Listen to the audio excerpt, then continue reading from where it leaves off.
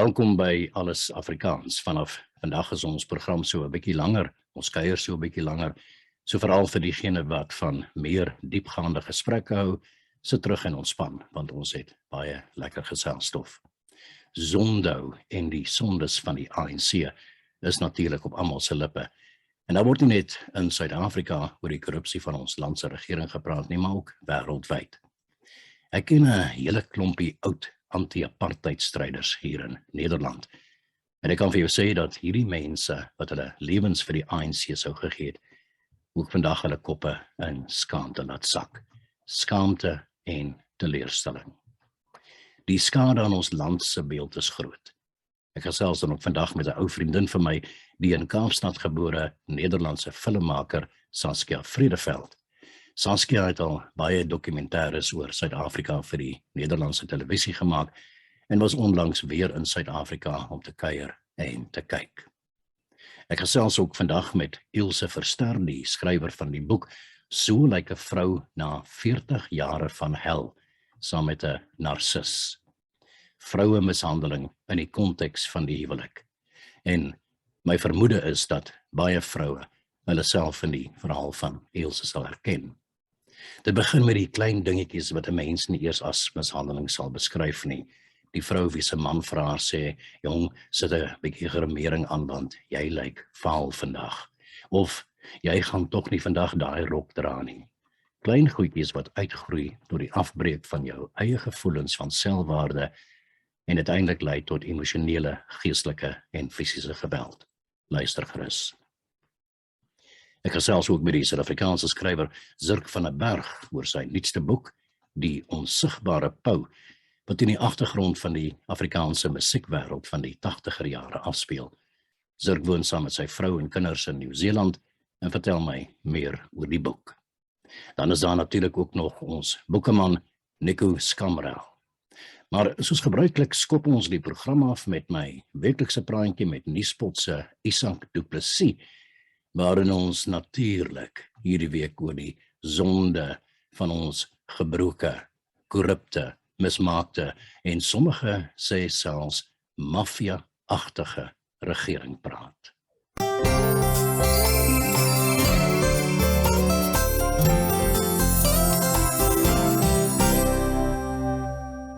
Hallo Isak, lekker om jou weer te sien. Hoe gaan dit met jou?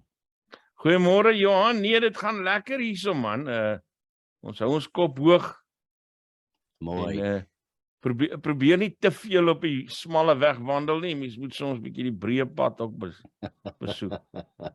Isak, net voordat ons vandag gesels oor ons, ek wil graag met jou oor die Zondo-kommissie gesels. Eerstens baie geluk met die groei van die syfertal van Nuuspot.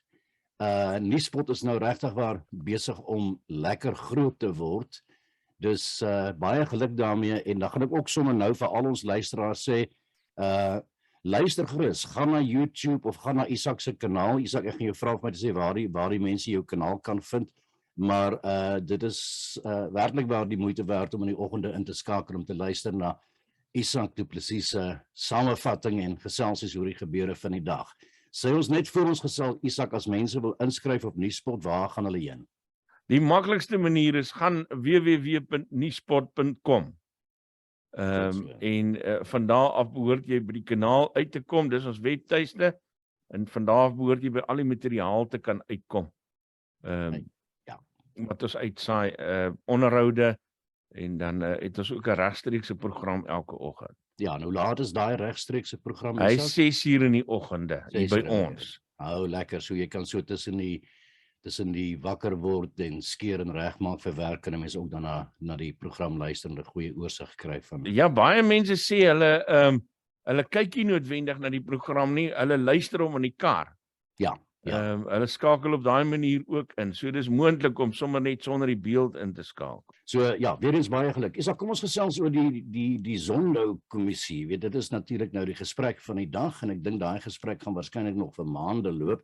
Ek raak so 'n bietjie deurmekaar. Ek weet nie meer wie kroek wie en waar het wat gekroek en hoe gaan die gekroekery nie. Ek dink nie ons weet eers meer wie is die kroeks nie, Johan. Never mind wie vir wie gekroek. Ja, so ek gaan jou vra, want jy het jou oog op die nuus daar om vir my, en ek dink vir baie luisteraars wat net so deur mekaar raak soos ek, net so 'n bietjie idee te gee van wat is nou die belangrikste bevindinge van die Zondo-kommissie tot dusver vir jou? Wat dink jy is die belangrike dinge waarna ons hoor te kyk? Wat moet ons weet van dit? Johan, die Zondo-kommissie skryf in hulle verslag dat daar iets so 57 miljard rand gesteel is as gevolg van staatskaping. En hiervan het die Guptas omtrent so 15 miljard rand direk gekry vir hulle sakke. Om die waarheid te sê, hoofregter Raymond Zondo gee eintlik 'n presiese bedrag.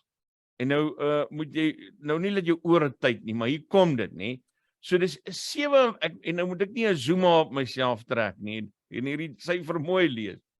Maar dis 57 miljoen 344 nee, ekskuus, jammer. Dis 57 miljard 344 miljoen 912.379 rand en 34 sent volgens die finale staatskapingsverslag wat gee net daai bedrag nog 'n keer vir my. Weet jy, dit is ek kan dit ek probeer dit te begryp.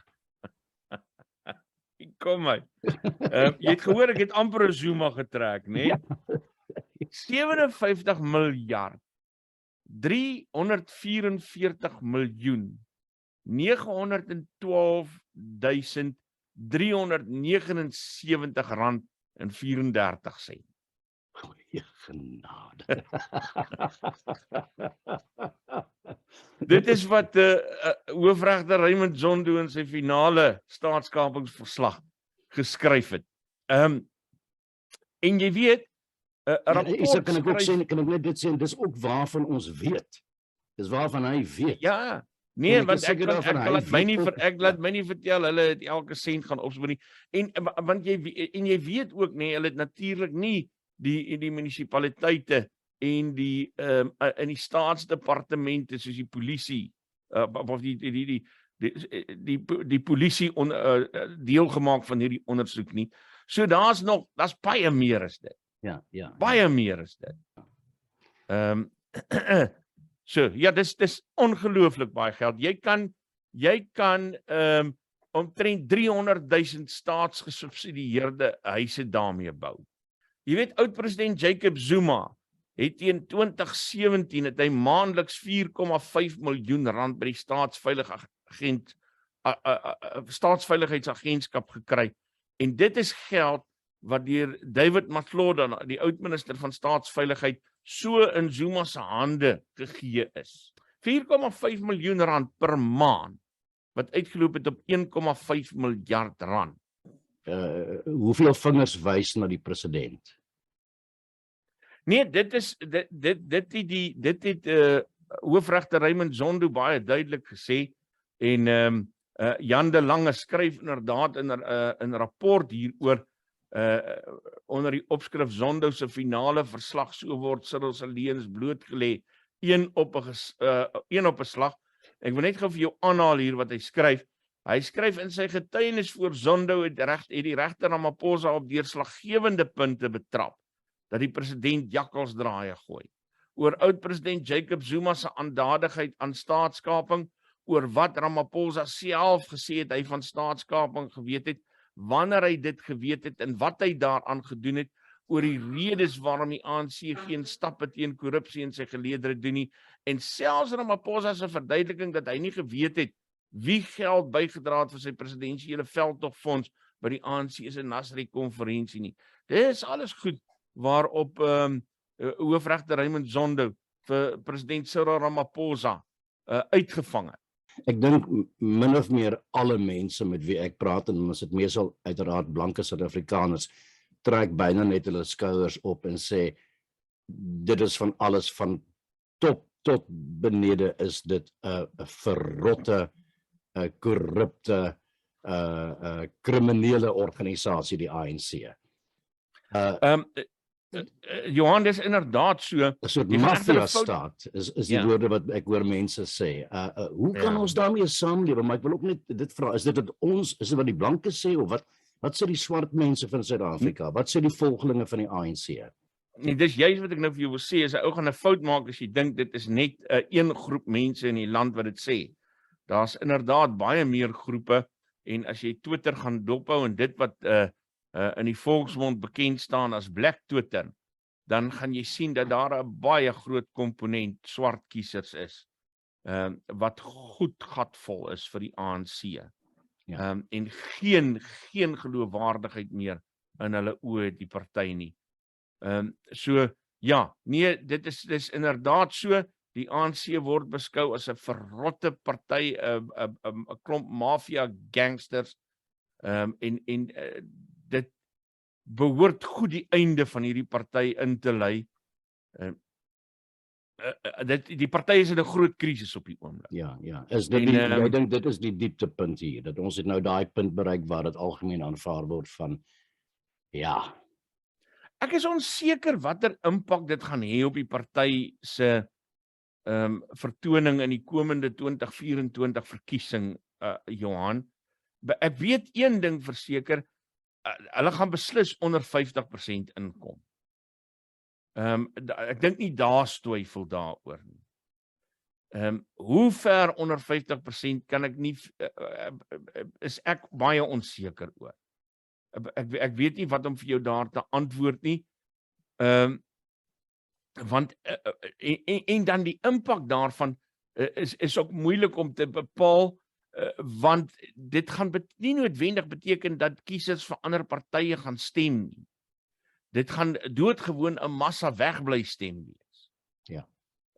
Mense gaan nie nou vir ander partye stem omdat die ANC droog gemaak het. Daar's nog baie mense wat lojaal is aan die party. Maar dan nou sal wag om in 'n volgende ronde vir 'n beter leierskap te stem. Ek dink ons gaan een van die mees onbestendige tydperke in Suid-Afrika binne. Is daar hoop dat daar werklik waar hier met ewewigtigheid ondersoeke verder sal gebeur en op die uiteinde dat mense Nee, glad nie. En daar's bepaalde redes daarvoor. Behalwe vir die feit dat kyk, ek dink die Zondo-kommissie se verslag is 'n majestueuse stuk werk. In terme van die tyd wat hulle gehad het om dit te doen, en dit wat hulle moes ondersoek. Maar ongelukkig is die Suid-Afrika waaraan hulle hierdie verslag lewer, is een wat tot op die been toe, tot op die droesem toe leeg is, in terme van hulpbronne, in terme van infrastruktuur, in terme van staatsentiteite wat veronderstel is om te doen wat hulle moet doen. Ons het 'n polisiemag wat kwaliek 'n skaapdief kan vang, man. Hoe gaan hulle 'n staatskaper vang? Ja. Jy weet al hierdie tipe goed. Ja, jong, ek moet jou eerlik sê, dit is verbuisterend. Ek wil vir jou baie dankie sê dat jy my so 'n bietjie gehelp het om te probeer verstaan, maar ek voel werklik waar die enormiteit van die probleem en ek kan sien hier kom nog jare van sukkel om deur hierdie situasie. Daar's nie 'n goue straatjie wat ergens wag in die volgende jaar en dit gaan 'n langdurige en moeilike proses wees. Baie dankie vir die gesels. Inderdaad. Ons volgende week weer. Baie dankie, Isak. Dankie, Johan.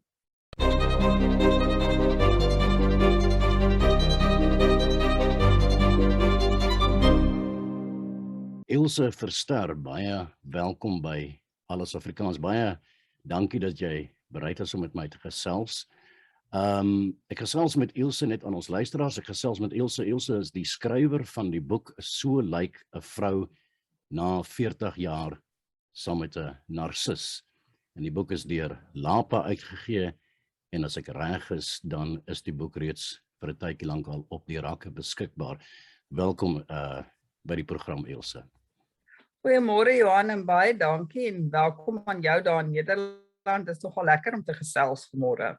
Jy het nou hierdie boek geskrywe, So lyk 'n vrou na 40 jaar van lewe saam met 'n narcis, en uit die titel haal 'n mens natuurlik al 'n hele spil vir jouself. Maar ek wil jou vra om vir my te vertel van die boek self en ook die oorsprong van die boek. Dit is my lewensverhaal van 16-jarige meisie totdat ek geskei is op 58 saam met een persoon wat 'n sterk narcistiese persoonlikheid gehad het, en dit was 'n lewe van soos hulle sê op die voorblad, 40 jaar van hel.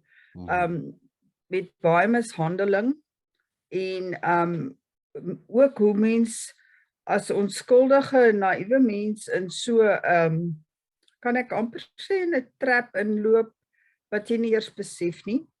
En gaandeweg begin dinge dan maar net ontrafel en tot waar jy op 'n dag as 58-jarige vrou terugkyk. Ek het nou die boek geskryf, die boek het nou uitgekom kort voor my 63ste verjaarsdag.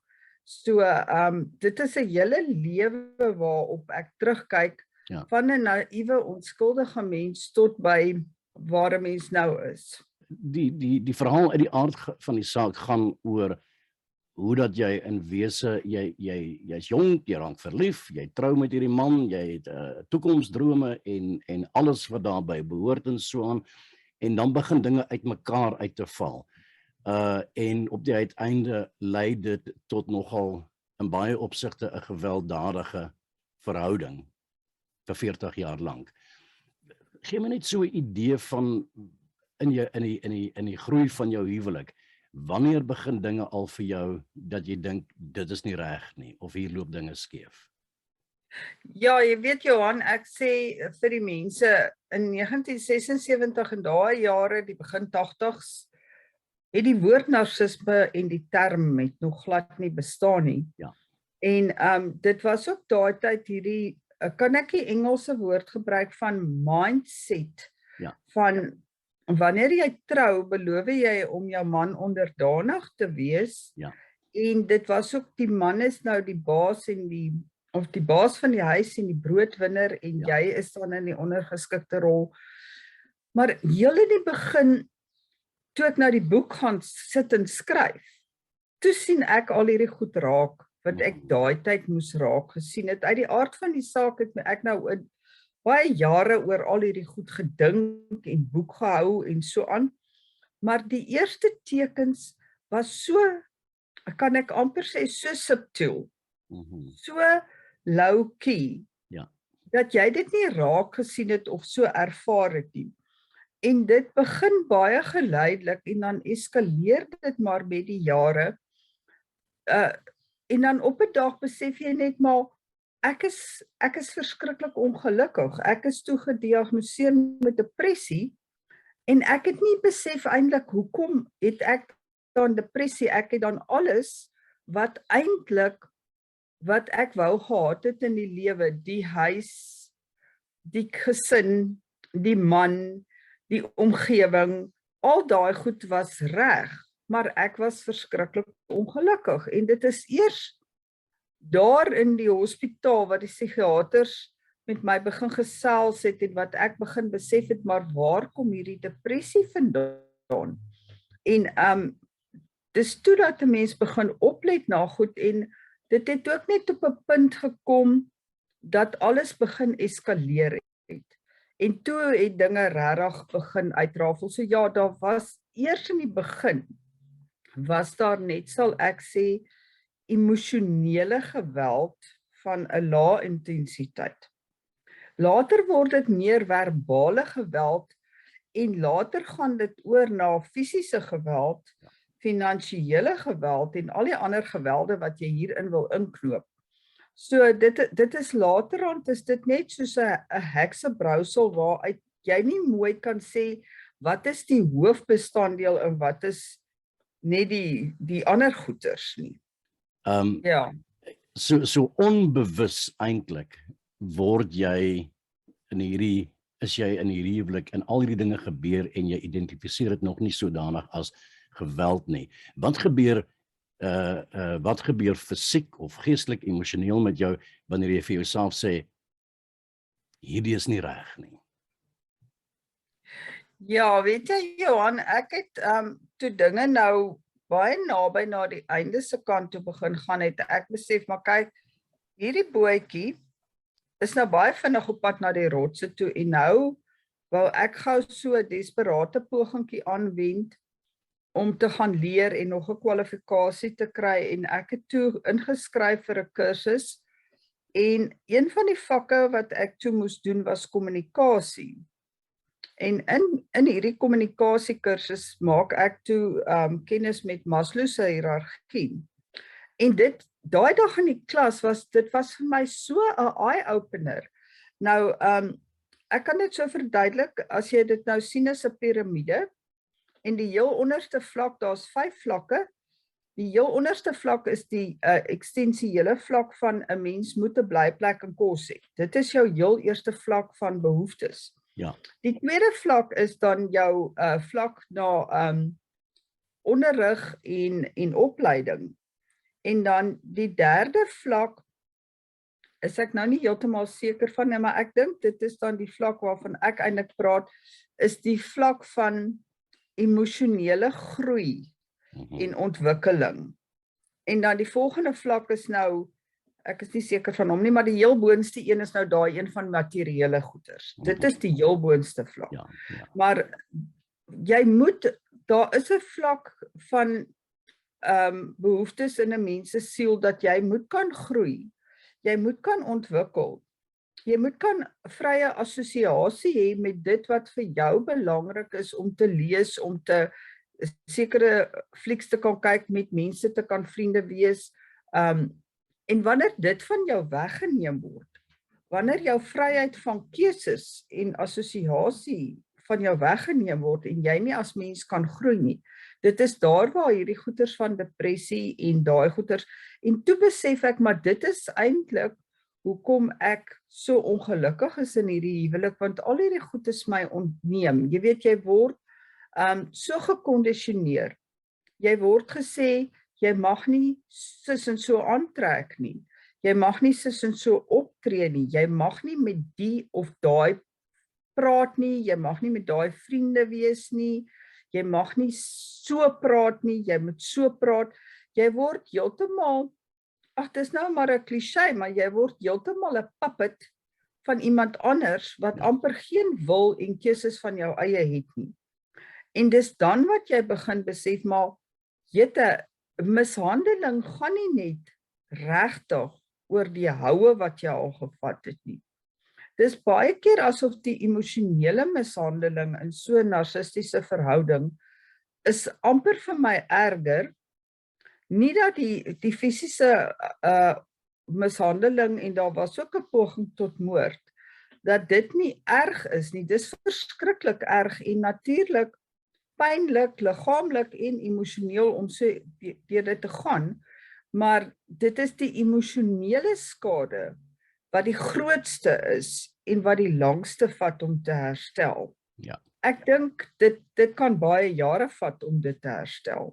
Ja, wat jy vir my sê, Ilse, is dat daai emosionele manipulasie, noem dit nou wat ook al wat jy ervaar, is ek reg as ek sê dat jy erken het op daai stadium van jou lewe nog nie as sodanig nie, omdat jou opvoeding anders gesê het. Jou opvoeding het vir jou gesê die vrou is onderdanig, jou man is die baas, jy moet na jou man luister. Is dit, skilder ek dit reg? Ja, jy weet, die ding is natuurlik, in my geval het ek ook nie 'n sterk pa-figuur gehad nie, want my pa en ma is geskei toe ek klein jonk was, en my pa was baie afwesig uit my lewe, so ek het nie 'n pa rolmodel gehad nie. In die eerste plek stel dit jou dan baie bloot vir kom ons sê om 'n people pleaser te wees. Ja. Om aanvaarding te kry van die ander geslag. En dan ja, dit begin so subtiel, maar wat hierdie mense doen na die aanvanklike, en ek gaan nou maar die Engelse terme hier gebruik, soos wat ek dit nou maar in my navorsing goed gekry het oor narcistiese optrede, daar is 'n spesifieke patroon waarop hulle optree.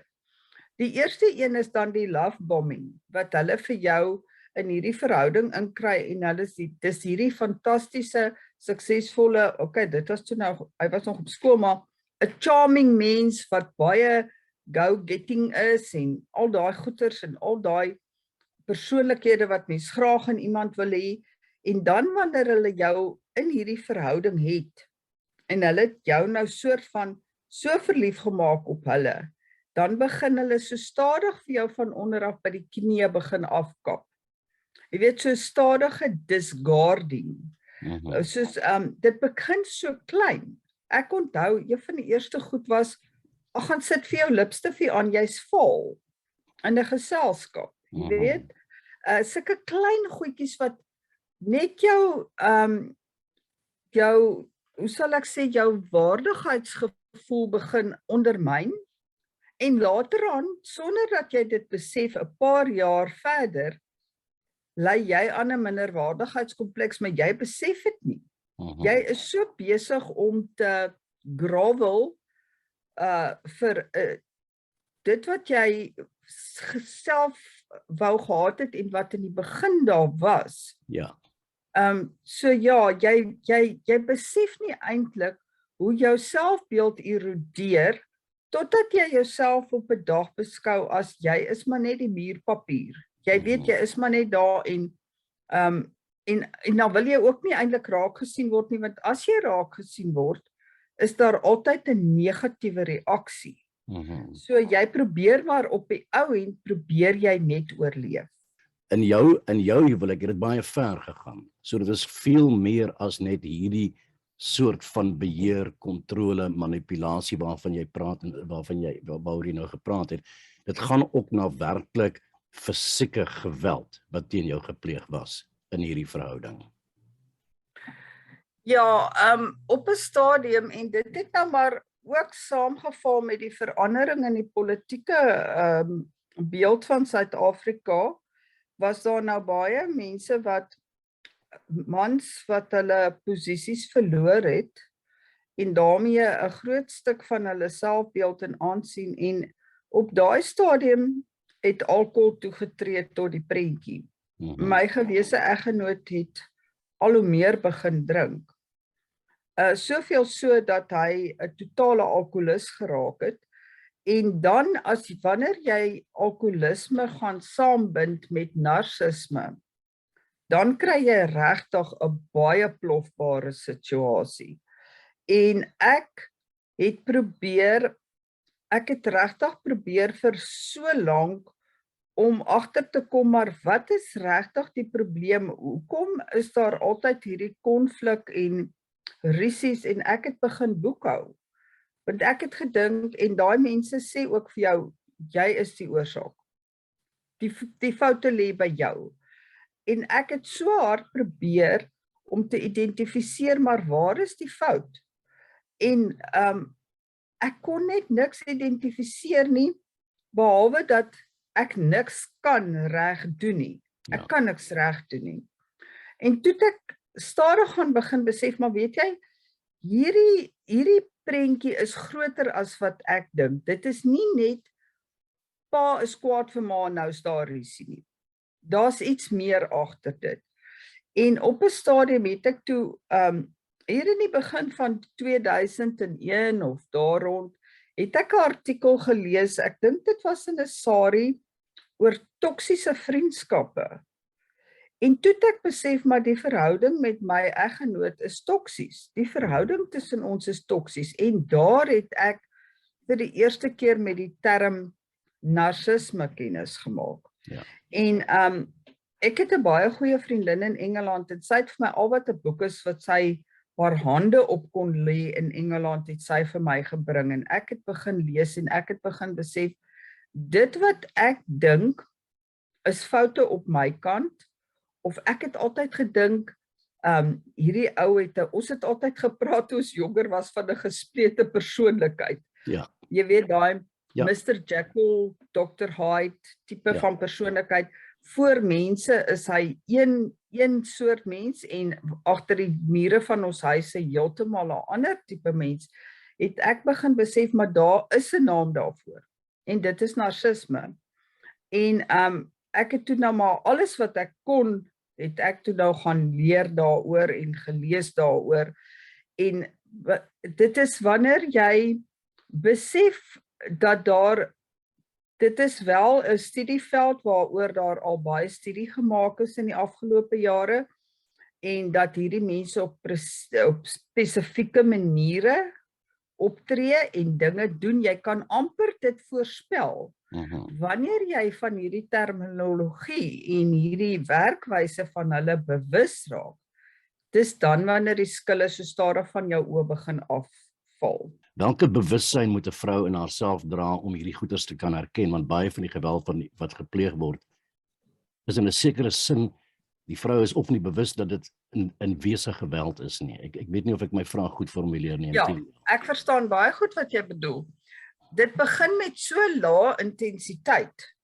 Dit is so amper soos 'n grappie. Jy weet, ag weet jy so, ek hou nou nie van die manier wat jy aangetrek het. Gaan trek iets anders aan, dit pas jou beter. Daai laat jou net so 'n bietjie plomp lyk. In elke huwelik is daar 'n mate van konflik soms. En dit is ook gesond. As mens die konflik gesond gaan hanteer en dit uitpraat en soos die ou mense gesê het, nie kwaad gaan slaap nie. Ja. Maar wanneer so iets herhalend word en nydig raak, en baie keer is jy nou al so afgestomp of jy probeer, dit is nogal 'n slegte ding wat mens doen wanneer jy emosionele geweld ervaar, jy bou so 'n muur om jou. Hulle noem dit grey rock in die terminologie van narcisme. Ja. Jy grey rock sodat hy kan nou maar vir jou sê en doen wat hy wil. Ja. Jy probeer dit van jou weghou dat dit jou nie seermaak nie. Ja. En ja, so dit begin baie stadig en dan net op 'n dag besef jy maar dit het nou so ver gevorder dat die hele prentjie lyk anders. Maar ja, nou dat ek in 'n ander huwelik is met heeltemal 'n ander tipe mens en 'n ander dinamika, nou besef ek regtig eers hoe 'n gesonde huwelik moet lyk en dit is hoekom ek die boek geskryf het. Die boek was 'n opdrag van die Here in 'n tyd wat ek vir 40 dae gevas het en vir die Here gevra het, maar wat is my doel op aarde? Hoekom is ek hoegenaamd nog hier, want ek wou nie meer hier wees nie. En toe die Here vir my die opdrag gegee om hierdie boek te gaan skryf om vir vroue te waarsku. Ek het die boek regtig geskryf. Nee, ek het regtig probeer om dit nie akademies te skryf nie. Jy weet nie, kyk nou vir dit en pas nou op vir dit en tree nou so op nie. Ek het dit net gaan skryf soos my storie, hoe dit gebeur het, sodat mense kan sien hoe maklik val jy in so 'n gat sonder dat jy besef. Jy dink jy lei 'n alledaagse lewe. Jy dink jy's in 'n doodgewone huwelik. Maar daar's daai ding wat as jy wakker word 2 uur in die nag en jy kan nie weer slaap nie en jy besef maar hoor hier, ek is ongelukkig en ek weet nie hoe om uit hierdie ding te kom nie, ek weet nie hoe om dit te beredder nie, ek weet nie meer hoe om dit beter of reg te maak nie, jy het alles probeer, en dis dan wat jy moet gaan stil staan en besef maar wat is dit wat jy verder van die lewe wil hê. Ja. Maar wanneer vroue hierdie boek gaan lees, sal hulle wel sien waar die eerste tekens gekom het. Ja. Hoe moeilik was dit vir jou om, ek gebruik nou die woorde, na buite te tree, om met jou familie, vriende, mense wat jy vertrou te kon praat, om jou miskien 'n ondersteunende hand te gee? Hoe moeilik was dit vir jou om kenbaar te maak van, want op die uiteinde voel 'n mens tog ook wanneer 'n huwelik of 'n verhouding misluk het, 'n mens ook soms 'n terughoudenheid om dit met die wêreld te deel en veral om vir jou vriendin of vir jou ma te vertel, my man slaan my. Jy weet Johan, ons het groot geword met daai ding van 70x7 moet jy vergewe en draai die ander wang en jy was nie jou vuil wasgoed in die openbaar. Ja, presies. So ek was 17 jaar al getroud voor ek die eerste keer vir my ma vertel het wat aangaan. Ja. Dit het my 17 jaar gevat om te erken dinge is buite beheer. En daarna het ek nog amper 18 jaar in daai huwelik gebly. So daar is 'n stigma aan wat 'n mens moet verbreek, maar soos ek soos ek sê, ek dink deesdae, en ek onthou ek het eendag in my motor gery en ek was op pad na 'n winkel toe en daar was 'n nuus flits op die radio. En hierdie nuusflits het gehandel oor die nuwe wette op gesinsgeweld wat vandag in die parlement bekrag is en dat dit nou 'n wet is en dat hierdie wet sluit in verbale geweld, emosionele geweld, fisiese geweld, finansiële geweld, seksuele geweld. En ek het my kar net daar langs die pad gestop en ek het daar gesit en bewe. Want ek het nie besef daar bestaan so iets soos verbale geweld nie. Ek het gedink dit wat in my huis gebeur is maar run of the mill. Dit is maar hoe dit normaal is. So daar is wel 'n beweging en 'n bewustheid dat hierdie goed moet verander, maar ek dink dat dit steeds te stadig is. En hier in Suid-Afrika, in my boek het ek ook 'n hele paar keer dit aangespreek dat wanneer daar 'n gewelddadige aanranding was en jy die polisie bel en hulle kom na jou huis toe en hierdie man gaan en hy gaan sit sy das aan en hy trek sy baadjie aan en hy maak die voordeur oop vir hulle as die belangrike geleerde mens wat hy is en hy nooi hulle in en hy sê vir hulle, maar sy het my eerste geklap. En dan sê hulle vir hom, maar meneer, wil jy 'n klaag lê? En hy sê ja, dan sê hulle goed, julle verstaan mooi hoe dit werk. Ons arresteer julle albei en julle gaan albei die nag in dieselfde slaap. Nou watter vrou wat so pas deur 'n aanranding is wil dit. So en dit het 'n prokureur gevat om my te sê dat daar wel wette is wat jou beskerm in so 'n geval, maar vroue weet dit nie. So vroue moet baie meer bewus gemaak word van hulle regte en die wette wat hulle beskerm. Ilse, ek dink ons is uit tyd uit. Wat wil jy graag bereik met die boek en wat hoop jy om te kan sê vir mense, vir vroue en ook vir manne in hierdie boek? Ek wil graag vir mense sê dat as jy mishandel word deur 'n narcis, jy is nie so onbelangrike niks werd mens as wat daai mens jou wil afmaak om te wees nie. Elke mens het in homself 'n intrinsieke waarde. Elke mens glo ek kan jouself ontwikkel in dit wat jy graag wil wees, dit wat jou gelukkig maak en dit wat jou 'n heel volkome mens maak. Ek wil vir jong vroue wys op die tekens en ek wil vir ouer vrouens sê, moenie dink jy's te oud om hier uit te kom nie. Moenie dink al is jy verby jou 60ste verjaarsdag, jy moet in hierdie mishandeling sit tot jy 80 is nie. Jy kan daar uitkom, jy kan 'n gelukkige lewe lei. Wonderwerke gebeur steeds, dit is moontlik. Dan net baie vinnig, jy het weer iemand kon ontmoet, jy het weer lief kon raak. Ek wou jou vra, hoe gebeur dit, maar kom ons eindig dan maar die gesprek daarmee, dat dit is wel moontlik om na al hierdie jare van verskriklike fisieke, emosionele, geestelike mishandeling, dat 'n mens kan opstaan en dat jy weer die mooi in die lewe kan ervaar. Ilse Verster, skrywer van So lyk 'n vrou na 40 jaar saam met 'n narcis. Baie dankie vir hierdie gesprek.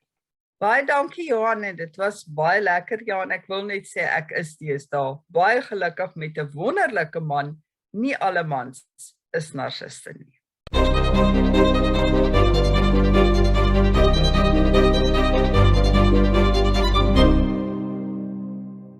Zirk van der Berg, ek gesels met die skrywer Zirk van der Berg. Ek dink vir baie al 'n baie bekende skrywer. Ek sien Zirk het al baie geskrywe. Zirk het sopas 'n nuwe boek geskrywe met die baie mooi naam Die Onsigbare Pou. Dirk, welkom by die program. Dankie, Johan.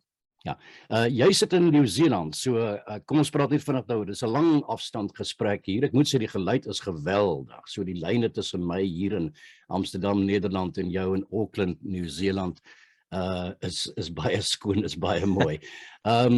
Jy sit in Nieu-Seeland. Vertel my net so 'n bietjie, jy verhuis wanneer, waar in Nieu-Seeland, waarom in Nieu-Seeland? Ek het in die laat 90s met my vrou en 2 klein kindertjies, waarvan een nog in doeke was daai tyd, land uit gevlug en hier Nieu-Seeland toe gekom. Eintlik, jy weet, ek kan 'n boek skryf oor hoe om nie te emigreer nie. Ek het alles verkeerd gedoen. Ek het hier aangeland en ek het Nieu-Seeland gekies want dit was die een plek waar ek kon inkom. Ek het nie eers vreeslik baie daaroor gedink nie, en hulle praat Engels en ek kan daarom Engels praat so. En ek het hier aangekom met geen ek het niemand geken nie, ek het nie werksvooruitsigte gehad nie, en dit was 'n absolute dit was 'n rampspoedige ding. Ek het hier aangekom en vir 18 maande nie werk gehad nie, terwyl my rande besig is om te verdwyn. En ek het op die ouend hier op 40-jarige ouderdom 'n werk gekry, en toe het ek net genoeg geld op my bankrekening dat my vrou en kinders vir vakansie Suid-Afrika toe kan gaan. En toe het ek basies op 40 jaar op 0 begin. Ek het meubels gehad, soos wat mense het as jy 'n student het, en ek het 'n baie klein val in mekaar karretjie gehad, so ek het op 40 basies van 0 af begin hier, en dit was erg moeilik. Dis 'n tyd waarin ek eintlik nie eers wil dink nie. Daai eerste jare hier was regtig was verskriklik. Ek probeer om nie eers daaroor te dink nie. Ja, dis in 98, maar jy het voor 98 het jy natuurlik al 'n geweldige skrywersloopbaan ontwikkel in Suid-Afrika, bekend geword vir baie boeke. Ons kan 'n bietjie later daaroor gesels, maar jy het nou vir my 'n woord gebruik. Sorry, Zirk, maar ek kan nou nie verby daai woord gaan nie. Jy het gesê jy het uit Suid-Afrika gevlug. Dis dalk nie so dramaties nie, maar ek wil daarom tog net vra. Wat bedoel jy met vlug? Nee, ek het die buurt waar ek gewoon het ons, ek weet nie of ek net 'n baie skietlustige buurman gehad het nie, maar daar was, jy weet, vuurwapenskote was redelik algemeen, en ek het redelik paranoïes begin raak en gedink, maar wat van as hierdie cool en hy klein babetjies in nek vassit en hy's nou in 'n rolstoel vir die res van sy lewe. En sulke tipe van nagmerrie goed het my kop begin speel, en dit het erg geraak. Ek meen daar is definitief sekere mate van paranoia wat daar ingetree het, maar dit het regtig vir my, ek kon dit nie uithou nie, ek wou net wegkom. Ja, Terwille van, en dit is 'n baie interessante ding oor immigrasie eintlik, is dat as jy nou kyk na nou is ek baie oudtyds en tradisioneel, maar dat die pa moet versorg vir die fisieke veiligheid en so aan, so die pa wou weg om sy kinders te versorg. Maar die vrou baie keer is die een wat die emosionele verbindings lê met ander mense in plekke. So vir my vrou was dit geweldig moeilik. Ja. Dit was 'n baie swaar tyd. So die vlug, wat iemand het af my gesê, maar waarom het jy nie net na 'n ander buurt toe getrek nie? Ek moet sê, daai tyd was dit nie in my kop om na 'n ander buurt te probeer trek nie. Ek het gedog, nee, hier waar hulle so skiet wil ek nie wees. En in die konteks van die Suid-Afrika soos ons het vandag ken, dink ek nie dat na 'n ander buurt trek meer vreeslik baie gaan help nie. So ek lei hier uit af dat dit is 'n pa wat sy kinders wil beskerm. Ek verstaan dit uiteraard baie goed. Ja. En kies jy toe sommer net so vir Nieu-Seeland? Jy sê, of is dit die enigste plek waar jy kon ingekom het? Ek het aanvanklik gemik om Australië toe te gaan, maar hulle proses was baie stadig en hulle het 'n nuwe regering gekry, en skielik toe is ek nie meer goed genoeg om daar in te kom nie.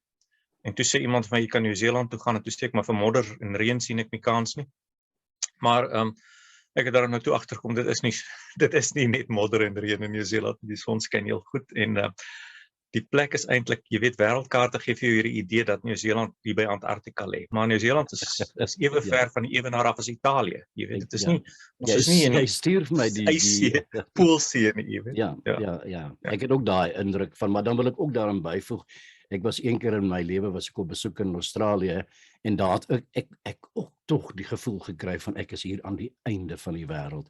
Dit het miskien daarmee te maak dat ek self in Europa woon. So dit voel net vir my in Australië, so ek kan my voorstel in Nieu-Seeland is dit dalk 'n bietjie dieselfde. Dit is die einde. Dit voel in baie opsig na die einde van. Hier is 'n baie gewilde boek hier gewees, klompie jare terug, met die pragtige titel Here at the End of the World We Learn to Dance. So ek dink die mense hier erken dit. Ja. Nou, kom ons praat net oor die nuutste boek van jou, Zirk, die onsigbare Pou. Ek wil net hier voorlees wat op die agterblad staan. Die Afrikaanse sanger bekend as Ober leef daadkragtig, raak ons kampvegter, ons ideale self, ons gewete, en dan raak hy vergete. Jare later belig sy agent Sybe hierdie gebeure in 'n plakboek van woorde, 'n verhaal van vriendskap, kreatiwiteit en sukses teen die agtergrond van politieke omwenteling van die 70s tot die 90s.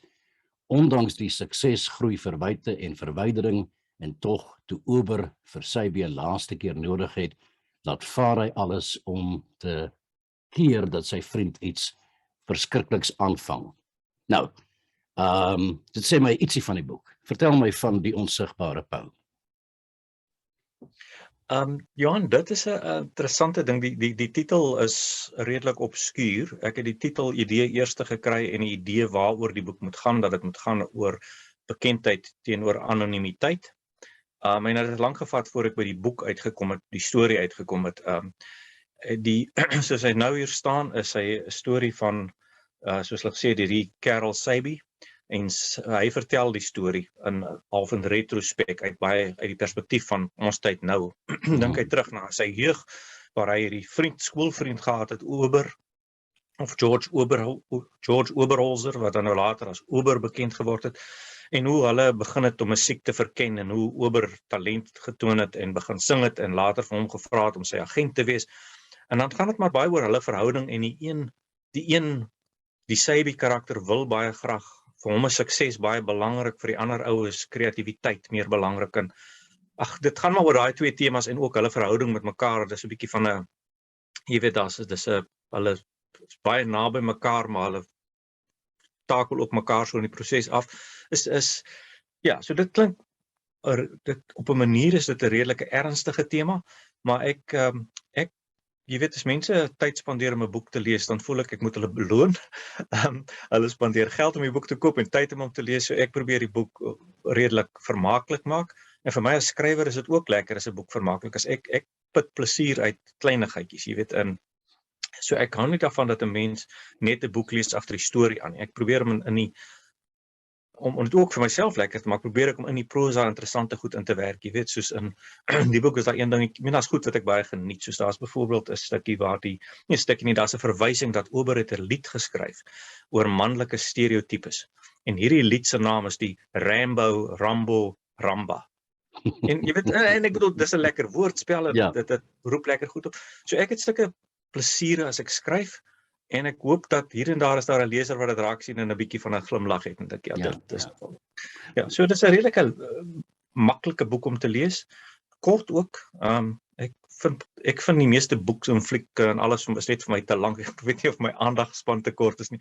So is 'n redelike kort, vinnige lees, en dit het, glo ek, iets om my lyf. Jy weet, jy kan dit lees vir 'n glimlag en dit neersit, of jy kan, klink my party mense huil, maar dis nie moeilik nie, dis nie 'n swaar, jy weet, jy hoef nie, dis nie 'n intellektuele boek nie, laat ek dit so stel. Ja. Maar die verhaal wat ons volg, is die verhaal vanuit die standpunt van Saby geskrywe, en die hoofkarakter is dan Ober, en is dit dan 'n spanningslyn tussen sy, kom ek sê vir jou wat ek uit die titel Onsigbare Pou vir myself gehaal het, die eerste indruk wat dit vir my geskep het, was nogal baie meer as wat jy self sê, en het ek dit nou reg of ek het nie reg nie.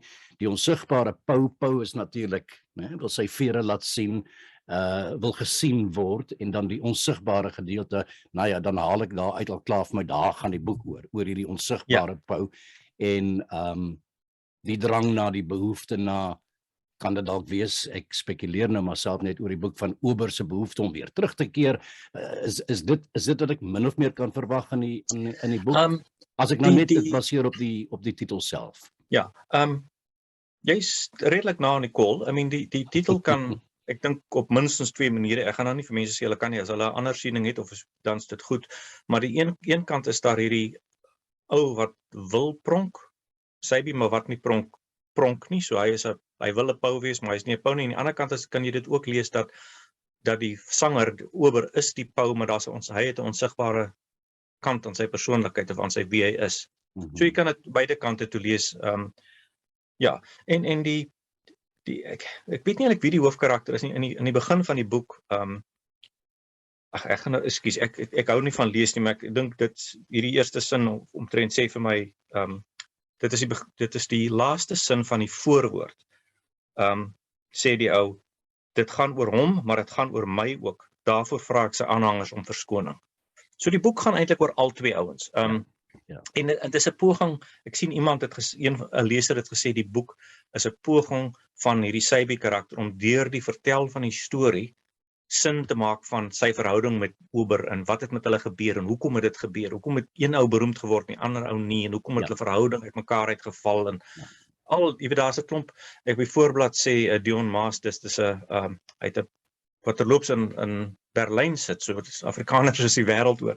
Dion sê voorop, dis 'n briljante Belleville bromance met baie bagasie. En ek sien een van die resensente het gesê jy lees agter die bagasie aan. En daar is daar's tussen hulle allerhande hulle is geweldige goeie vriende, maar daar's ook dinge wat krap en wat nooit opgelos word nie en die en daai en dan jy my gedoen soveel jare terug en hoekom het eendag jy weet nie so dit gaan oor 'n vriendskap. En dit was vir my ook 'n lekker ding om 'n boek te skryf oor twee mans wat vriende is. Jy weet sonder dat hulle nou boyfriends is, jy weet en dit was ook vir my ek weet nie of ek kan nie nou dink aan baie boeke wat ek al daaroor gelees het nie. Ja, maar 'n pragtige titel vir my, hoor, die onsigbare pou. Dit lok my nogal, dit prikkel my nogal. So dit is en ek sien die omslag is ook kleurvol en pragtig. Die verhaal speel af teen die agtergrond natuurlik van die Suid-Afrikaanse en dan per definisie die Afrikaanse musiekindustrie. Ek dink jy het gesê van die 80er jare. Ja. Wat weet jy van die 80er jare se musiek af? Man, die kort antwoord sê ek het nie 'n besondere affiniteit met daai dekade nie. Dit was my jong jare, natuurlik, maar die Afrikaanse musiek was veral in daai dekade dink ek baie interessant, want jy het begin met musiek en liriek, jy weet Koos Du Plessis, Laurie Karau, daai mense, en dan het jy die opkoms gehad van David Kramer en Anton Goosen, en dan het jy teen die einde van die 80s het jy die voelvry beweging gehad, Koos van Buys van daai ouens, en Johannes Kerkorrel.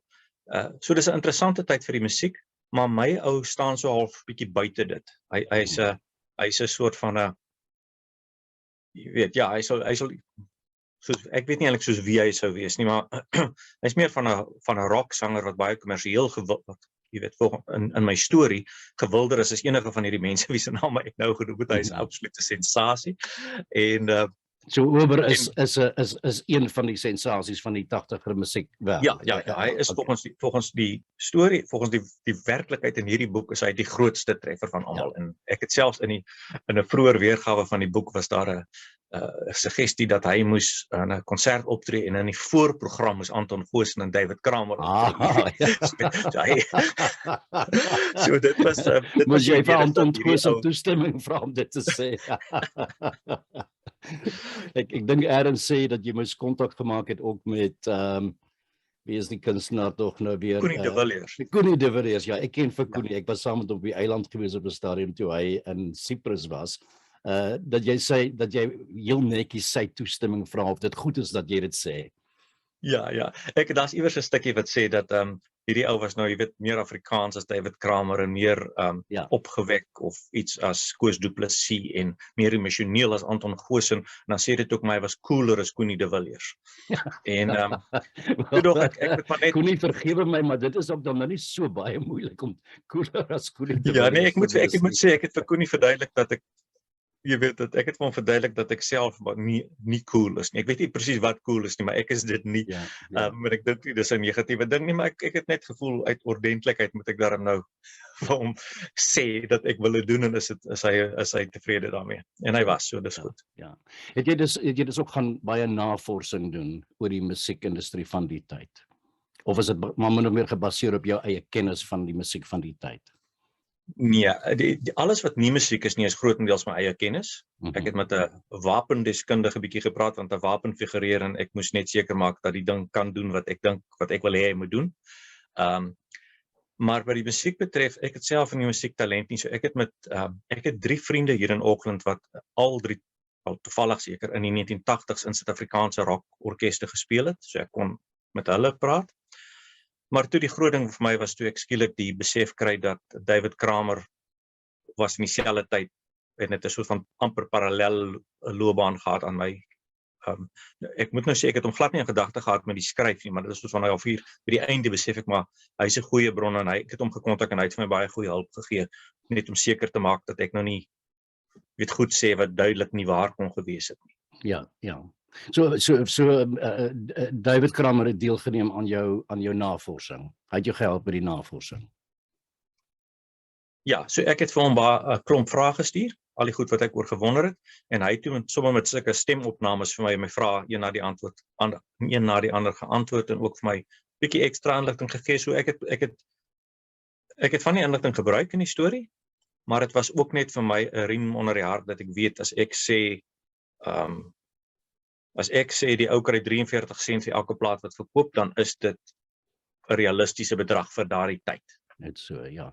En ook 'n interessante ding wat ek met hom net uitgeklaar het is hierdie Oberse orkes. Daar is in sy toergroep 'n swart ou. En ek kan nie onthou, jy weet van die 1980s kon 'n swart ou in 'n hotel gaan bly het saam met die wit mense nie. En David Kramer kon vir my duidelik sê nee, hy het bruin ou in sy orkes gehad en dis hoe dit gewerk het. Jy kon in die Holiday Inn gaan bly, maar nie in 'n ander hotel. Okay. En dit was net 'n stukkie detail wat mense, jy weet, iets van hierdie boek is enige fiksieboek wat jy lees, jy weet dit is nie waar nie, maar dit kan waar gewees het, né? Jy sal nie weet as as jy nou 'n boek van Dion Meyer lees en Benny Griesel of whatever, die speurder het 'n moord iewers opgelos. Jy sou nie geweet het as mense daai moord kon gebeur het op daai dorp en jy sou nie daarvan geweet het noodwendig. Maar ek sê hierdie ou, my Ober is so beroemd dat elke Afrikaner moet van hom weet, hy het in jou huis oor die radio gespeel. En jy as leser weet dis die waar. En ek is nou dalk oor paranoïes of ietsie oor, maar dit was vir my maak dit my amper meer nodig om die boek geloofbaar te maak. So ek het probeer om baie moeite gedoen om soveel as moontlik geloofbare en 'n waarheid in die boek te sit. As 'n halwe teenhanger vir hierdie totaal verregaande gegewe.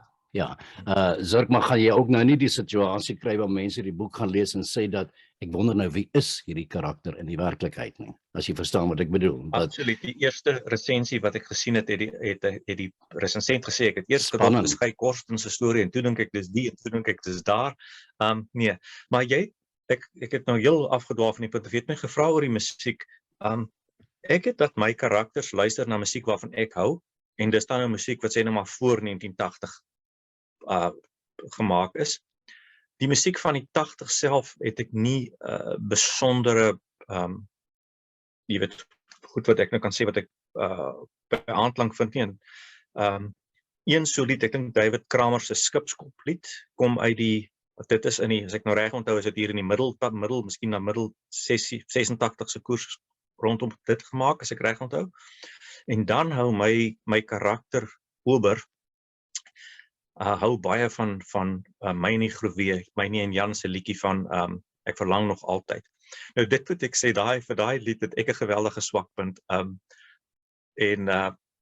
Van die ouer Afrikaanse liedjies is dit een van my gunstelinge. As ek nou regtig my Afrikaanse gunstelinge moet noem uit jy weet, as iemand my vra wat is jou gunsteling Afrikaanse liedjies, dan is dit Ek verlang nog altyd. Beautiful Above Noordwes van Gert Floknel, maar wat ek nou nie in die storie kon sit nie, alhoewel in die boek is daar so 'n verskuilde verwysing na Gert Floknel. En die ander een, my derde Afrikaanse liedjie is ek weet nie uit waterjare uitkom het nie, maar is Al lê die berge nog so blou, en dis 'n baie pragtig. Ja. So as ek nou my 3 Afrikaanse gunstelinge moet noem, dan is dit die eerste 3 waarna ek dink. Ja, nou ek het vir jou gesê voor die gesprek, ons moet dalk so 'n stukkie musiek speel tydens die gesprek. Waarom doen ons dit nie nou op hierdie oomblik nie? Ons luister na Jan en Mynie, en as jy nou vir my asseblief kan sê, Zirk, wat is die titel van die liedjie nog een keer?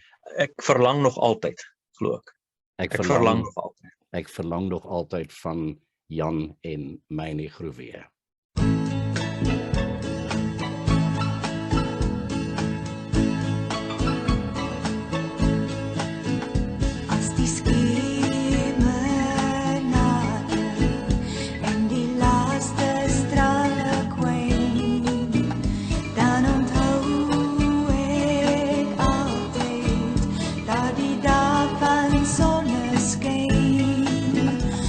Was so geluk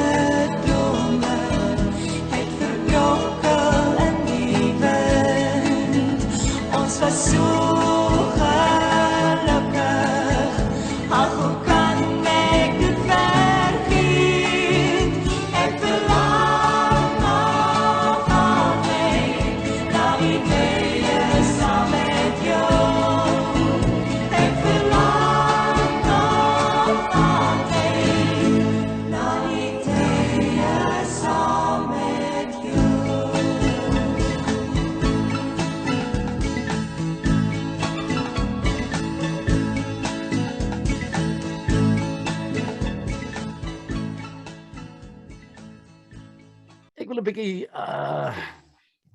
ek het gaan sit en kyk op jou Facebook 'n bietjie. Jy weet as jy nou 'n onderhoud met iemand reël, dan gaan loer jy nou so 'n bietjie en kyk jy so 'n bietjie inligting. En op jou Facebook kom ek toe op 'n wat vir my 'n pragtige gedig af is en ek wil dit graag vir ons luisteraars voorlees. Die gedig lei ek af is geskryf toe jy waarskynlik so ongeveer in jou matriekjare was, hier so op jou 18de leeftyd. Jy sê self die verwysing na die gedig is dat dit maar nog jonk en naïef is, maar ek vind dit pragtig en ek lees dit graag voor.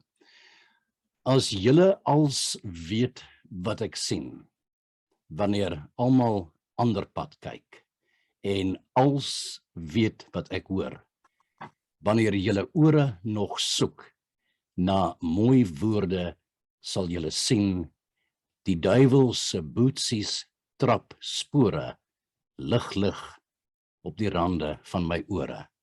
Ek dink dit is pragtig.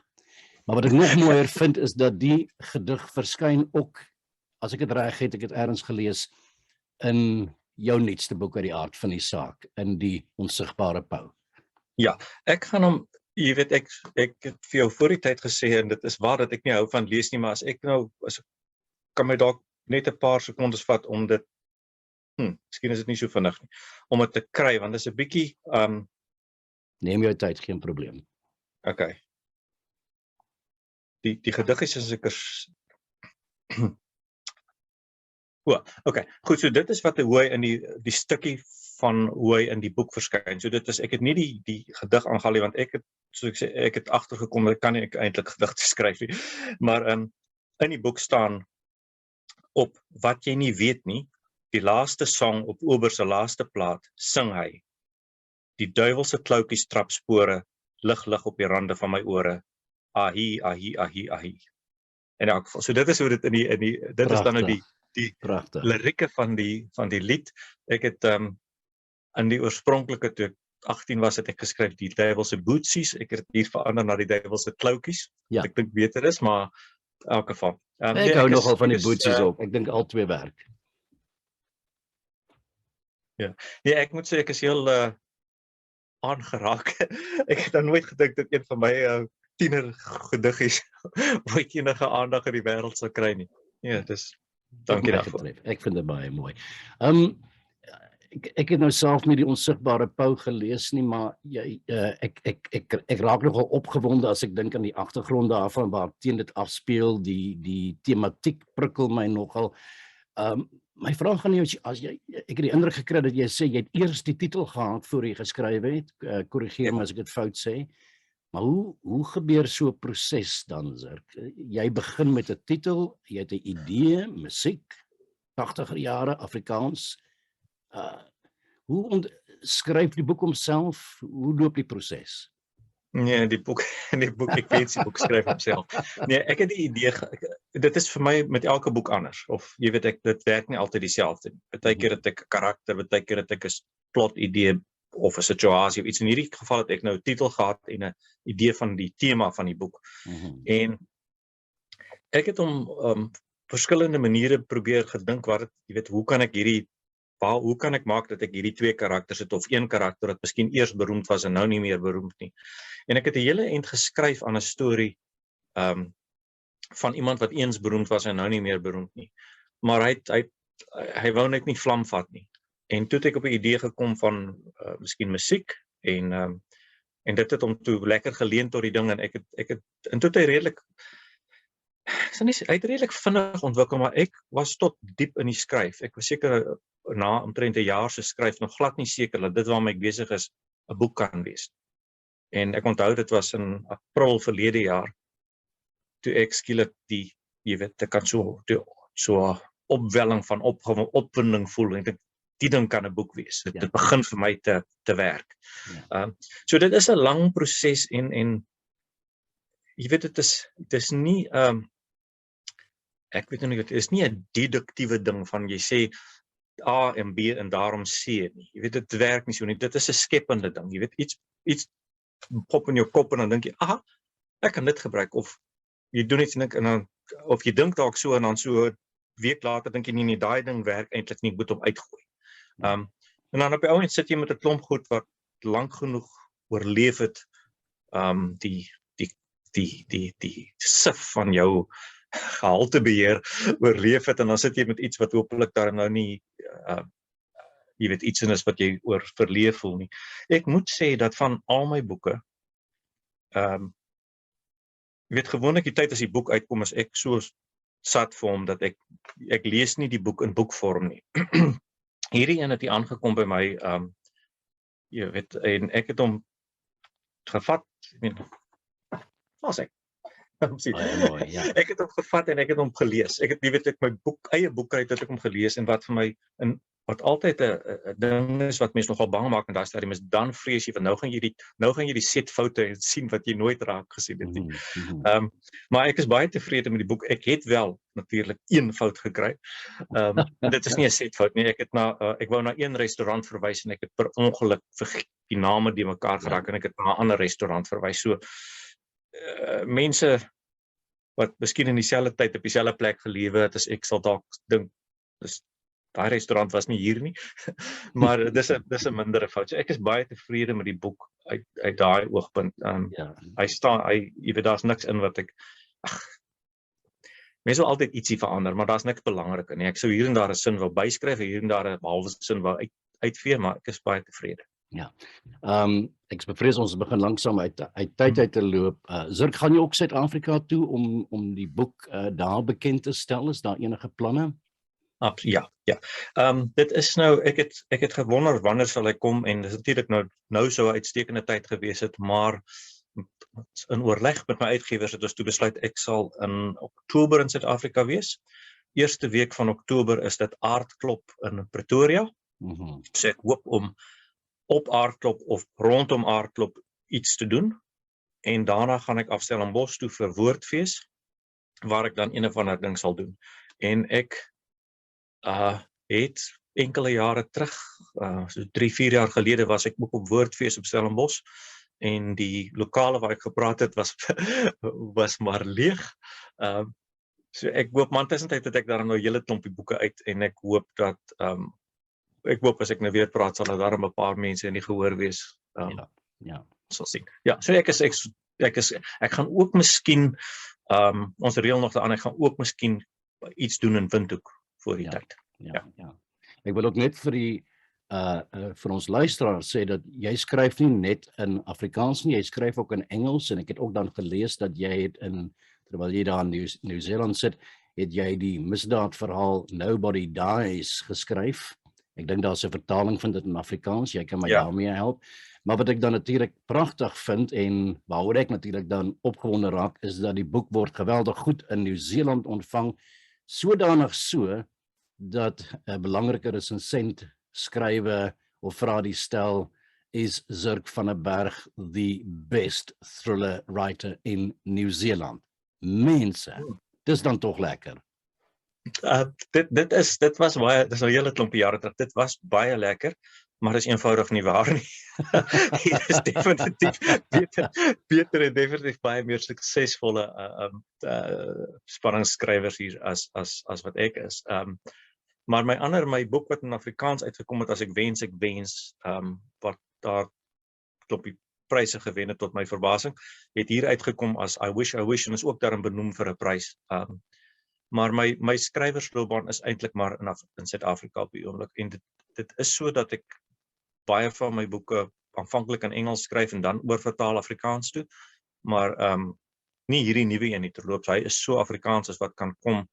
Iemand het my gevra oor 'n vertaling, en jy weet, die boek is vol tipies Afrikaanse goed. Daar is sulke terloopse verwysings na, jy weet, stukkies liriek uit van die groep 2 in stukkies 'n lyn uit 'n gedig van Wyk Lou en sulke goed. So dis 'n baie Afrikaanse boek. En ek dink enige mense sal dit seker kan lees, maar ek dink daar is lekker verrassingkies in vir iemand wat dalk sê, hierdie sin kom daar uit, en as hy hier skryf van 'n ribbok wat teen die randjie staan, dan kom dit uit die ou kraalletjie uit. En sulke goed. Ek meen sal, ek dink is 'n ekstra lekkerte vir mense. Ja. So ons sal moet groet die onsigbare Pou, geskryf deur Zirk van der Berg. Dit klink pragtig, dit klink baie spannend. Ek wil vir jou sê baie geluk met die boek. en ek hoop dat Afrikaners, Suid-Afrikaners jou in die volgende paar maande in ons mooi land gaan sien. Zirk van der Berg, baie, baie dankie vir hierdie gesprek. Dankie, Johan. Alleen die berge nog so blauw. Alleen die berge nog so blauw. Alleen die berge nog so blauw. Sy woorde sal ek steeds onthou. Al woon my bokkie nog so ver. Al woon my bokkie nog so ver. Al woon my bokkie nog so ver. Dan troos ek my aan die morgenster.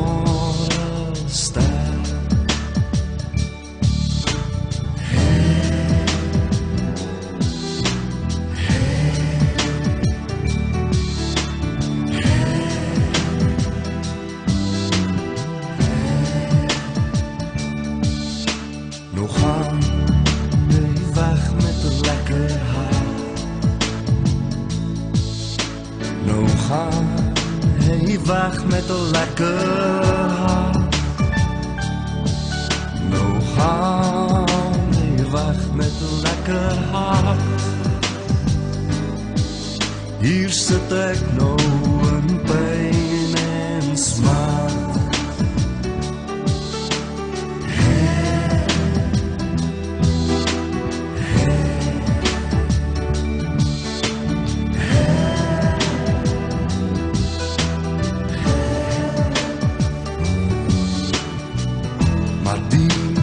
Julle daarom weet,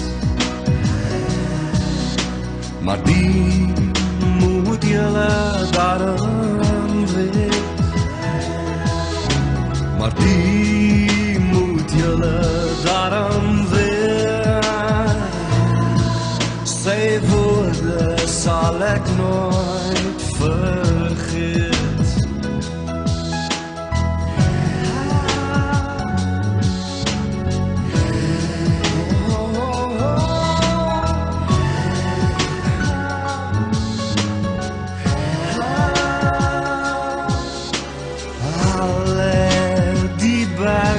Nog so blauw. Alleen die bergen nog so blauw. Alleen die bergen nog so blauw. Sy woorde sal ek steeds onthou.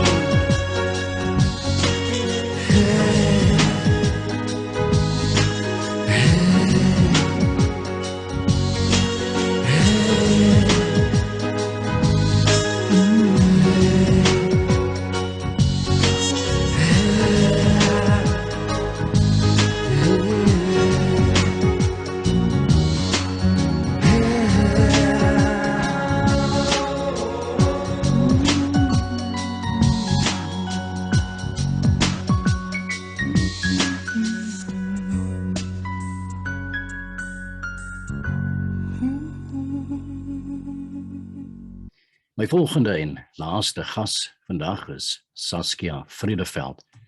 Ek spot Saskia soms want ek noem haar en sy is 'n kaaskop of 'n kaasmeisie, 'n ras-egte Nederlander. Ek noem haar ons Afrikaanse meisie hier in Amsterdam want Saskia, 'n bekende Nederlandse filmmaker, is verlief op Suid-Afrika en ek dink, ek vermoed, verlief op die Afrikaanse volk. Saskia was nou onlangs weer in haar geliefde eerste of tweede vaderland, Suid-Afrika.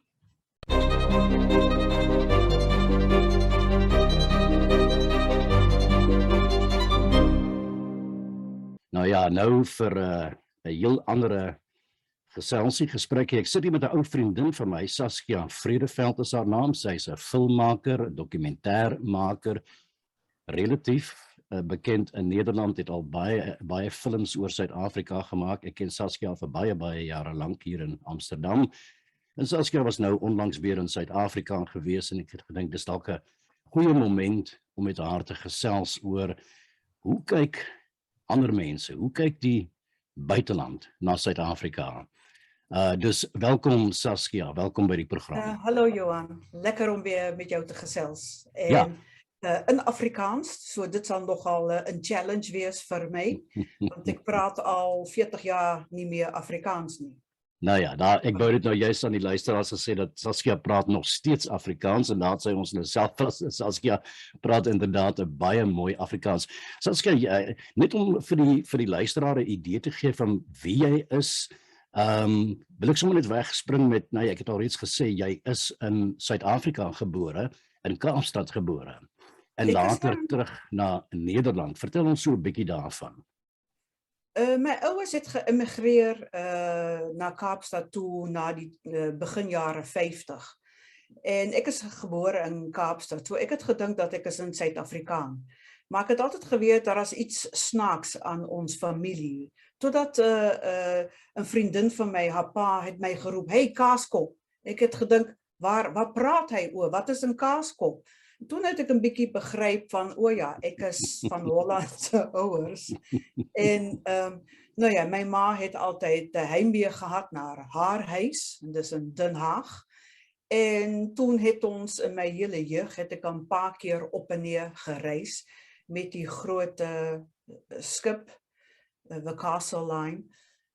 Het ons toe Holland toe gekom, maar dan my pa het weer heimwee gehad naar Suid-Afrika. En toen na 4 maanden vertrek ons weer terug, weer uit Holland, weer Kaapstad toe. En so het ons daar, ek het opgegroeid in Monte Vista, in die noordelike suburbs. Nou, jy het 'n groot gedeelte van jou jeug wel in Suid-Afrika gespandeer. Ek begryp dat jy is, mamma wil terug huis toe, papa hou van Suid-Afrika, dan kom jy tog wel terug Nederland toe en dan weer terug na Suid-Afrika. Hoe was dit vir jou gewees? Jy sê nou al juist dat jy het gedink jy's 'n Suid-Afrikaan en toe sê iemand jy's 'n Kaaskop. So hoe het jy dit as jonge kind ervaar?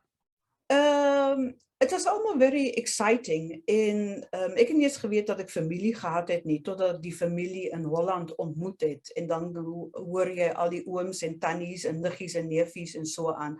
Want in Kaapstad het ons byna geen familie gehad nie. En ja, wat is jou vraag? Ek wil net weet, hoe het jy dit ervaar, die terugkeer na Nederland toe? Dis 'n ontwrigting vir so 'n kind. Dit beteken tog seker jy word uit jou skool uitgehaal, jy gaan 'n hele nuwe wêreld binne en dan sommer weer verlang pa nou weer terug na Suid-Afrika, dan weer eens die tasse pak, weer op die skip en dan weer terug Kaapstad toe. Ja, as 'n kind was dit almal baie exciting, want dit was my ma, as toen hulle teruggegaan het Holland toe, is nie somaar van sy sê van ons gaan vakansie hou in Holland. Toe was ek 7 jaar. Maar my ma het dan vakansie gehou. Sy het die huis verkoop. En dan het ons die huis verkoop, dan moet jy 2 weke in 'n hotel bly en dan 3 weke op die Castle Line naar Harwich in Engeland en dan van Harwich met die boot naar Hoek van Holland. So dit was 'n groot onderneming en dan so ek was gewoon 'n paar maande van skool en dit was dieselfde roete weer terug, ook via die UK terug met die boot weer Kaapstad toe. Ja, toe het ons geen huis gehad nie. Dan woon jy weer in 'n hotel en dan het my ouers 'n nuwe huis gekoop en dan moet jy na 'n nuwe skool gaan en alles was baie exciting, maar ek het Sabie, ek moes 2 keer Sabie doen. So dit was nogal 'n ding. Maar my ma het altyd heimwee gehad om weer terug te gaan. En toen ek 10 jaar was, het ons definitief teruggegaan Holland toe. So ek het afskeid geneem van almal, al my vriendinne, huis weer verkoop, die hele cycle weer oorniet, weer terug, huis verkoop, hotel, 'n groot skip, alles is baie dramaties en groot en dan staan jy daar op die boot met jou met die slingers, met die gekleurde papiertjies en dan swaai jy na die mense op die kade en jy sien die tafelberg kleiner en kleiner word. Nou ja, okay, dis 'n dramaties moment, maar het is allemaal exciting en maar goed, jy het 'n 3 weke vakansie op zo'n cruise skip, so nou, toen was ons 4 maanden in Holland, in Haarlem. Mijn pa het werk gekregen, ik heb nieuw school gegaan, ik moest Hollands leren, want ik kon niet Hollands schrijven niet. En ik was natuurlijk een beetje een outsider. En na 4 maanden zei mijn ma, kom, ons gaan weer terug. En toen heeft zij alles ingepakt. En toen heb ik met mijn winterkleren aangekomen met die vliegtuig in Johannesburg. Maar hulle het vergeet, dit was in die vakansie, so daar was geen vliegtuig Kaapstad toe nie. So moes ons weer wag in Johannesburg by ander Hollandse vriende. En toen keer ons weer terug uiteindelik in Kaapstad. En dan begin die hele storie weer van die begin. Toen tydelike vlekkie in 'n flat in Plumstead en dan gaan ons ander skool. En dan na 3/4 jaar kan je eindelijk weer terug naar jouw nieuwe huis, in diezelfde dorp. So je begint weer heeltemal een nieuwe leven eindelijk. Ja. En dit was toen ik 10 jaar was en toen 16, 17, toen ons weer teruggegaan, Holland toe. En mijn pa was nogal oud en hij had net werk gekregen, maar dat was bijna een moment dat ons weer teruggegaan is. Naar Zuid-Afrika toe. Maar uiteindelijk heeft mijn pa toch vaste werk gekregen in Holland. En nou ja, nou zit ik hier zo. En ik heb mijn ma gezegd, mijn ma zei, ja kind, ik wil terug huis toe gaan. En toen zei ik, ja. Maar wat is ik dan? Ja. Saskia, so jou hele lewe tot en met jou 16de, 17de lewensjaar beweeg julle eintlik in wese tussen Suid-Afrika en Nederland. Ek kry die indruk dat die grootste gedeelte van die lewe groei op in Suid-Afrika, nogal in 'n Afrikaanse omgewing ook, moet ek byvoeg. By die uiteindelike terugkeer hier op 17-jarige leeftyd, toe julle weer terugkeer na Holland toe, moes jy al 'n baie verwarde kind gewees het in terme van jou eie identiteit. Ag, weet jy praat nie daaroor nie. My ouers probeer hun lewe op te bou en ek probeer maar in die Hollandse woord is inburgeren, om maar so Hollands moontlik te word. So het was 'n tyd dat ek ook selfs met houte Hollandse klompe rondgeloop het. Ek het gedink dit is baie cool. 'n Hollandse meisie wat in Suid-Afrika gebore is, wat later terugkeer na Holland toe en sy weet nie hoe dit is om 'n Hollander te wees nie, en weet loop in klompe rond. Geweldige mooi beeld wat jy hier skep. Gaan dan asseblief Saskia uitlos. Maar die Hollandse klompe, dit is baie pynlik aan jou voete. En dit kan jy regtig nie dra op die fiets nie of om te loop nie. Dit is regtig vir die boere in die modder. Maar ek het so geprobeer om so moontlik Hollands te word. En ek het gelukkig 'n vriendin gehad wat my oral saamgeneem het. Sy het gesê, kom ons gaan na die bar toe. Ek het gedink, bar, dit is maar waar al die prostituee sit. Jy kan mos nie na die bar gaan nie. Weet jy, ek het gesê, nee, ons gaan na de koffiebar. Toen het ik haar saam daar toegeneem en dit was like with Jesus people, of a Youth for Christ, hier zo in Holland. Maar dit was anders dan in Kaapstad, waar de Jesus people, want in die tijd dat ik vertrek, het was die Jesus people the coolest thing around in Cape Town. En weet je, ik heb met mijn hotpants rondgelopen op Clifton Beach van, hey man, Jesus loves you, Jesus loves you. En dan kom je in Holland en hulle het vir my uitgelag, want die Youth for Christ hier was baie conservatief. En so met die vriendin het ek dan na die bar gegaan. En dit is waar all the young kids hang out. En sy het my oral saamgevat om my te leer wat die Hollandse lewe is. So Ja. as 'n meisie van 17, 18, ek het ek het my bes gedoen om Hollands te word. Ja. Eintlik, en dan sê jy maar kyk, ek is blond en my Hollands is baie sleg. Ek praat bietjie in snaakse Hollands, want weet jy, met my ouers het ons altyd gepraat oor van ons gaan in die kar en ek vat 'n shower, maar in Hollands is dit ek neem 'n douche en ek gaan met 'n auto. So al daai goede, so mense het gedink van wat is daai meisiekind? Is hy stupid of wat dan ook? Ja. Ek was 'n bietjie verlege, ek was 'n bietjie skaam. Ja. Maar ek het groot drome. And that doesn't really fit, does it? Ek wou na die filmakademie gaan. So ek het altyd in baie moet veg om serieus genome te word. Maar my Hollands is natuurlik nog steeds verskriklik. Nie goed nie. My Afrikaans is totally ook glad nie goed nie. My Engels is ook verskriklik. So I'm somewhere in between. Nou ja, dan maak ek maar my stories in beeld. Ja. Dink ek. Ja, Saskia, ons gaan nou praat oor jou loopbaan as filmmaker, as dokumentêrmaker. Vanaf jou 17 as jy terug in Nederland, jy vertel my dat by die terugkeer ontdek jy eintlik vir die eerste keer dat daar so 'n ding soos apartheid bestaan in Suid-Afrika.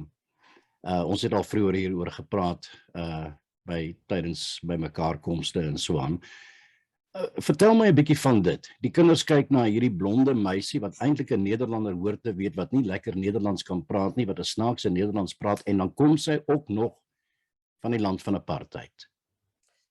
Ja, so ek het gedink daar is iets mis, want in die begin het ek Suid-Afrika staan verdedig, maar toen ontdek ek van die hele wêreld is teen my, and this is just not the right thing to say. En toen het ek my mond toegesluit. En toe het ek maar baie Nederlands geword en my identiteit verberg. En as mense het gesê, jy het 'n snaakse aksent, waar kom jy vandaan? Dan sê ek, uit die suide, of het ek gesê Australië of Canada of wat dan ook. Maar die woord Suid-Afrika het ek wil niks met Suid-Afrika te maak gehad hê nie.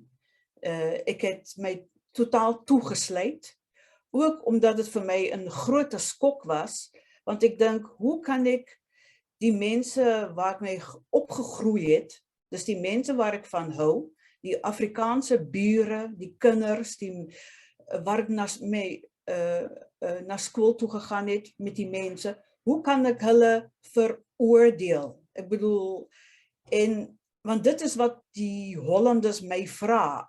Hulle vra my om alles uit Suid-Afrika te veroordeel.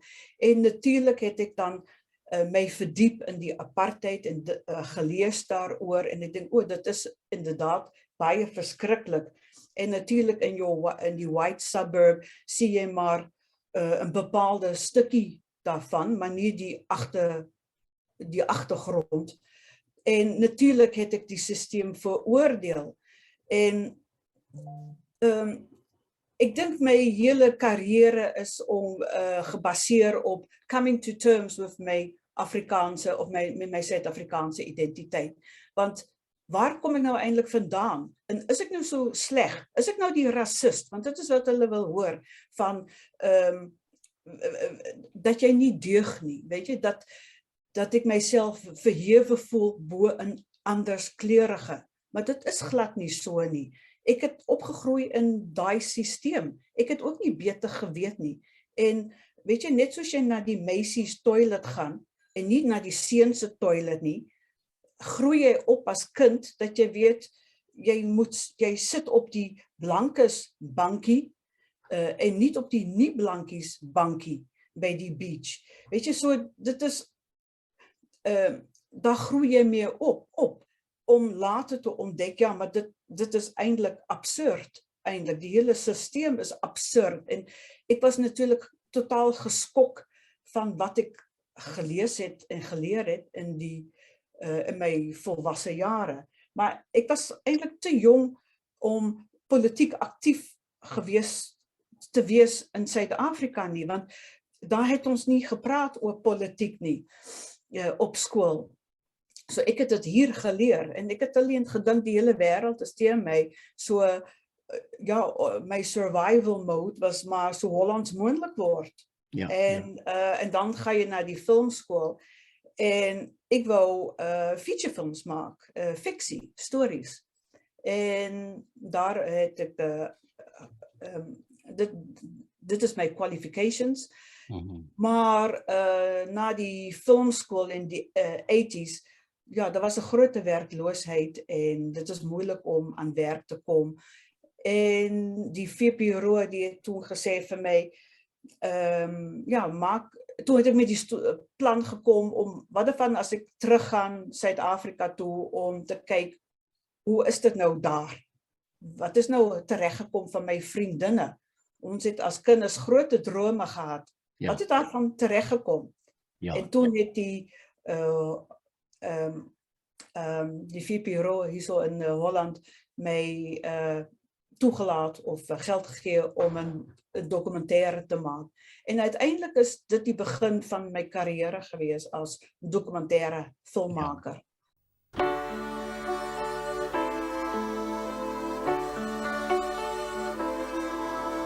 Ek ken 'n ou liedjie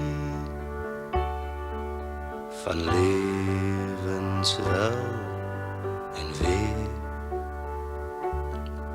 van lang vergane skepe in die kelders van die see.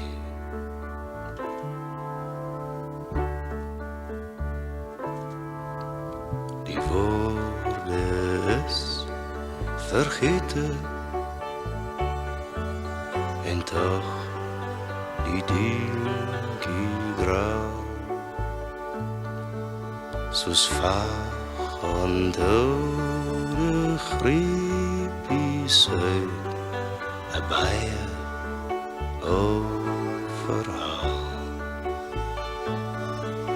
van zwervers sonder rigting, van soekers wat nooit vind en eindelik was almal maar kinders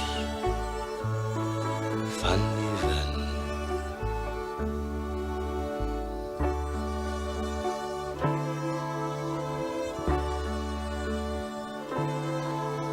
Gesigte, drome, name is deur die wind verwaai. En waarin al die woorde is, so net 'n kind wil raai. Zwervers sonder rigting, soekers wat nooit vind en eindelik was almal maar kinders van die wind. Ja. Maar die mooie van die verhaal natuurlik, Saskia, en soos ek reeds gesê, ons ken mekaar nou al lank, ons het al baie oor hierdie soort van goedes gesels, is dat jy, soos ek sê, met hierdie dualiteit opgroei. Die mooie van dit is dat jy op die einde, dat 'n mens trek eintlik die lyn deur na jou hele lewe tot waar jy vandag is, want sedert jou eerste werk tot nou toe nog, is jy nog steeds besig met Suid-Afrika. Jy kon in jou hele loopbaan Suid-Afrika nog nie van jou afgeskit kry nie. En ek weet jy het 'n enorme liefde en 'n passie vir die land. Dat jy is werklik waar in baie opsigte byna, ja, nogal is Suid-Afrikaner as mense dit so sou kon omskryf. Daar is 'n groot Afrikaanse en Suid-Afrikaanse identiteit ook in jou gevestig. Vertel my so 'n bietjie van die werk wat jy die afgelope jare gedoen het in Suid-Afrika in terme van die dokumentêre prente wat jy al gemaak het in Suid-Afrika. Ja, het is die eerste documentaire was een grote succes, want die story was heimwee naar Zuid-Afrika. En dit was natuurlijk baie controversieel, van hoe kan je nou heimwee hê aan die land van die apartheid? Maar ja, ek het heimwee gehad naar waar ek vandaan kom, weet je, van my vriendinne, my skool. Ek bedoel, het was een mooi en lekker leven daar. En in Holland was het moeizaam. Maar omdat zo'n documentaire een succes wordt, dan krijg je weer het makkelijker weer om projecten te ontwikkelen wat weer over Zuid-Afrika gaan. En in Holland word je baie vinnig in een bepaalde plekje neergezet. So, hulle dink, oh ja, dat is die meisie uit Zuid-Afrika. So, dan krijg ik maar geld om documentaires te maken over Zuid-Afrika. En so langzamerhand het het bietjie my pad geword. Ik heb natuurlijk ook documentaires over andere onderwerpen gemaakt in Tasmanië en Cuba en ook hier in Holland. Maar om die paar jaar, ik heb een beetje een haat-liefde verhouding. Ik maak een documentaire over Zuid-Afrika en dan I'm totally into it. En dan daarna wil ik niks meer weten over Zuid-Afrika niet. Dan weet ik glad niet wat er aangaan niet. Ik volg die politiek niet. Ik volg die cultuur niet. Ik wil niks weten niet. En dan na een paar jaar, plotseling krijg ik weer die kriebels van, oh ja. En dan begin ik een beetje lezen en dan komt die volgende story. En zo heb ik mijn eerste documentaire was over heimwee naar Zuid-Afrika. En daarna heb ik in 1992 een documentaire gemaakt over the Beloved Country, of Hartseer Land. En dit het gegaan over die extreem rechts in Zuid-Afrika. Ja. Is in 92 van AWB en Karel Boshoff en die Boerenpartij en hoe gevaarlijk, wat voor gevaar is hulle voor die voor de politieke toestanden in die tijd. Kan hulle een revolutie teweeg brengen of niet? So ons het naar al die partijen gegaan. En dit was ook een baie succesvolle documentaire geweest. En na 94 jaren later heb ik stories gemaakt over hoe is het nou met die seuns uit mijn klas, uit mijn generatie. Ik kan onthouden, gelukkig ik is een meisie van 16, maar die seuns hulle het naar die army gegaan, was het? Die Weermacht. En hoe is het voor hulle? En toen heb ik een documentaire gemaakt, Across the Border. En heb ik een paar van die mannen ontmoet wat naar die border gegaan het, Namibië, Angola, wat daar gevecht het. En ook Koevoet. En so ik heb weer mij verdiep in die story. En ook die pijn en die ellende gezien, en die leuns van die regering. En ik denk, hoeveel mensen zijn levens het hulle nie verwoes nie. Er was een ideaal van die communistisch gevaar, waar ons allemaal mee opgegroeid het. En ja, was daar een gevaar? Ik bedoel, nee, dat is verschrikkelijke dingen het daar gebeur. Ik was hulle oorskie geweest. Ek was hulle papa. Ja, ons was gemotiveerd. Die ons was allemaal reg geweest vir hulle werk. Heeltemal, die man het geglo wat hulle doen is reg. Dan wat ons vroeër van gepraat het, ons almal geglo in die rooi gevaar waarmee ons groot geword het. Dit is gemotiveer om so toe te gaan en dan ek dink wat ons meer effektief gemaak het is die onderlinge kompetisie. And we competed all the way. You want to be number 1. Doing what? In doing your work. And that is? It was achieving kills. As ek kan reg onthou, was dat R2000 geweest per gelyk wat ons inbring. Hy moes sy uniform aangehad het. Of gevang. Maar, of gevang, ja. Ek landmyne, kan ek nie onthou nie, ons is betaal geweest. R1000 'n landmyn geweest, R800 'n AK. Ek dink vir al die suksesse op die grens was Koevoet verantwoordelik vir meer as 90%. Ek wil Saskia net ook vir ons luisteraars vertel, jy is nou nog steeds besig met projekte in Suid-Afrika. Sommige mag ek nie oor praat nie. Ek respekteer dit ook. Maar jy is onder andere ook besig met 'n dokumentêr wat gaan oor geweld teen vroue, seksuele misbruik, gender-based violence, soos ons in Engels sê. So jy was nou pas in Suid-Afrika vir 'n paar weke gewees. En ja, ek onthou op 'n dag het jy my so 'n WhatsApp gestuur wat so hartverskeurend was dat ek self hier in my eie verdrietigheid gesit het oor hoe jy gevoel het op daai dag in Suid-Afrika nadat jy van die minder mooie plekke in Suid-Afrika besoek het. Vertel my daarvan. Jy was nou onlangs in die land. Ja, ek was in April was ek in Johannesburg en ek het daar rondgery en deur die COVID was ek 2 jaar niet. Die laaste keer was in 2019 dat ik daar was. Ja. Eind 2019. En in die 2 jaar heb ik gezien diezelfde straten, potholes. En het was zo ironisch dat je dan op die radio hoor van when you're driving, pas op with the robots aren't working op de Jan Smuts Avenue. Maar ik had gedacht, maar overal werkt die robots niet. Weet je, het is niet 1 of 2 robots niet. Alles was een beetje in verval. En ik had ook die rijke buurten gereden. En ook dit, ik dacht, de public service dit was niet daar niet. Ik heb mensen op straat zien hangen, werkloos. Het was grimmig. En wat ik ook skokkend het gevind, is dat daar enorme toeloop is van drugs. Het is goedkoper om drugs te koop, heavy drugs, dan om kost te koop. En ik heb mensen ontmoet, wat 2 jaar geleden nog allemaal oké was, ma's met kinders. Hulle is nou aan die drugs. En dit is pijnlijk om te zien. Kinders is weggehaald, huizen stort in, maar dat maakt, ja, niemand, nobody cares.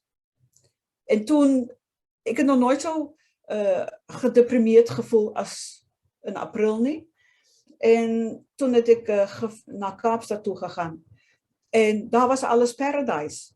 Ik heb nog nooit zoveel palmbomen gezien. Het is de palmbomen planten overal. Alles is mooi. Ik heb eindelijk mensen zien, die straten wordt opgeknapt, wat het gefixt. Mensen bij bouwhuizen, daar wordt gerenoveerd aan gebouwen. Alles is netjes. Je ziet die welvaart in die wijken. Het was zo'n groot contrast eigenlijk met Kaapstad.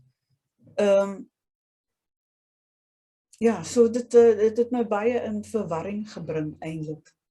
Saskia, ons is uit tyd. Ek wil vir jou baie dankie sê vir hierdie gesprek. In ons voorgesprek, ons het gister gesels, het ek jou gevra van, jong, noem nou maar vir my so 'n liedjie waarmee jy opgegroei het, of 'n liedjie wat jou terugvat na jou jeug toe. Die liedjie wat jy genoem het, ek sou wou gehad het dit met 'n Afrikaanse liedjie wees, maar dit is toe nou nie. Dit is die liedjie Nights in White Satin, wat jou terugvat Suid-Afrika toe. So ek wil vir jou sê, baie dankie vir die gesprek en kom ons luister saam met jou na Nights in White Satin. Baie dankie. Baie dankie, Johan.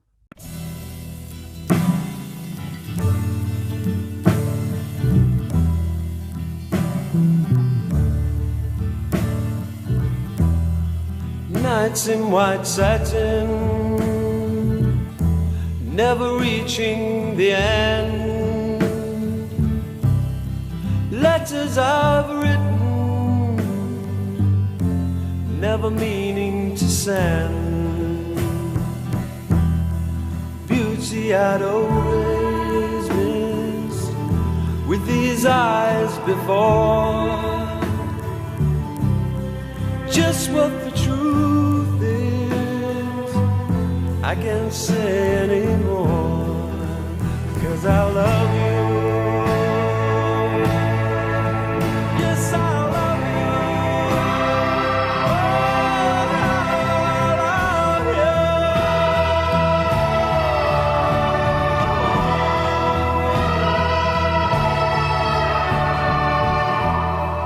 Gazing at people, some hand in hand, just what I'm going through, they can understand. Some try to tell me thoughts they cannot defend, just what you want to be, you will be in the end, and I love you. Yes, I love you. Oh, I love you.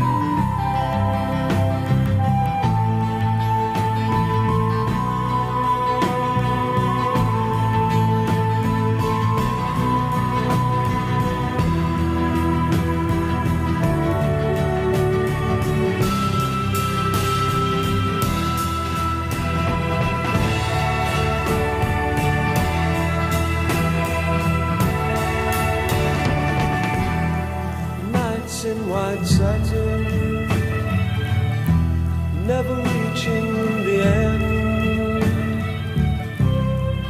Letters I've written, never meaning to send. Beauty I've always missed with these eyes before. Just what the truth is, I can't say anymore, 'cause I love you. Yes, I love you. Oh, I love you.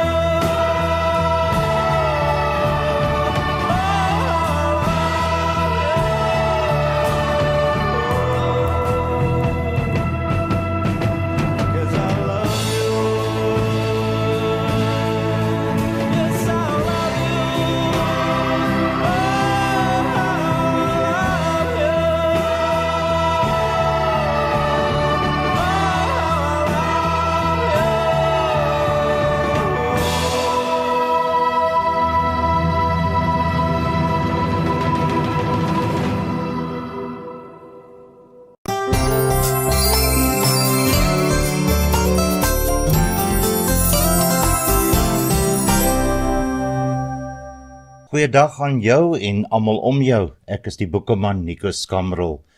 My gas vandag is Frances Grobler. Sy is 'n vrygees woordkunstenaar, 'n vrydenker, 'n dromer, 'n kind van die aarde en 'n groot gees in ons Afrikaanse poësie. Ek het haar genooi om saam met my te gesels oor haar unieke skryfwerk. Baie welkom Frances by die Boekeman. Nico, dis omtrent 'n bek vol. Baie dankie vir daardie mooi woorde en dankie dat ek met jou kan klets vandag. Ek waardeer dit verskriklik baie. Frances, jy is gebore op die familieplaas Joubertsvlei, skool gegaan in Standerton, onderwysstudies voltooi aan die Universiteit van Pretoria.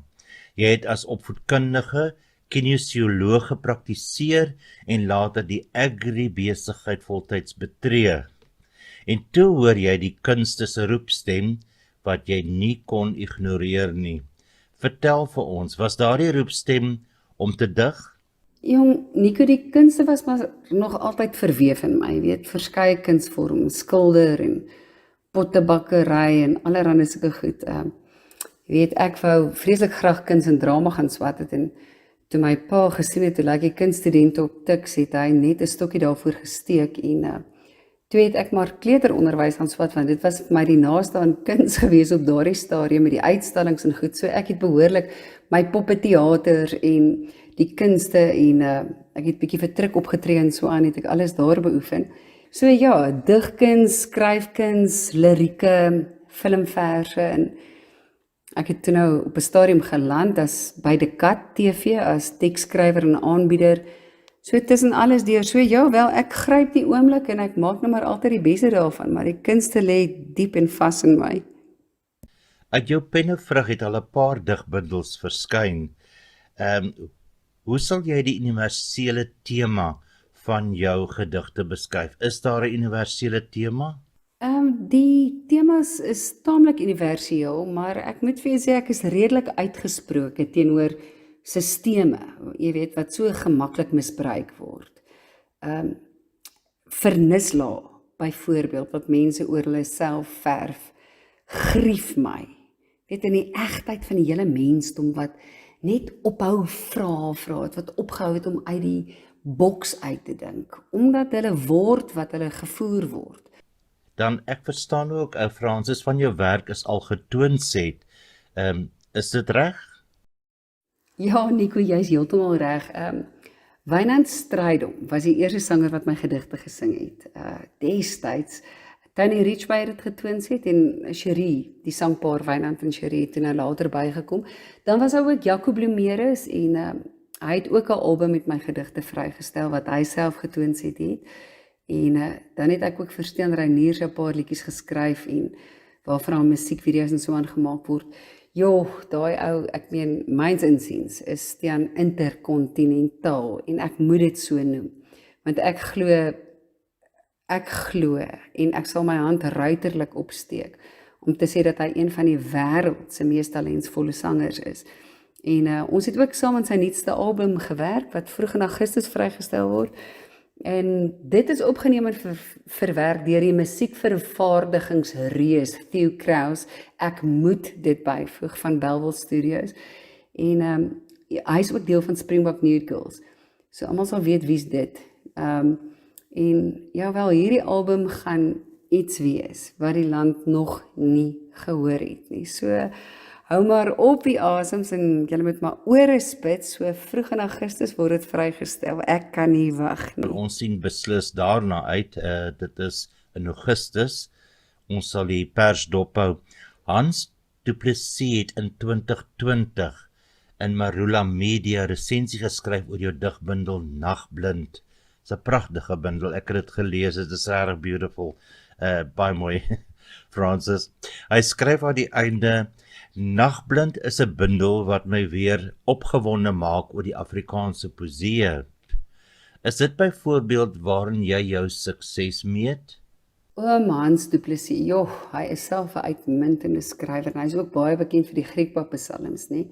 Ja en nee, of dit is waarin ek my sukses meet. Jy weet, negatiewe en positiewe kritiek is beide baie leersaam.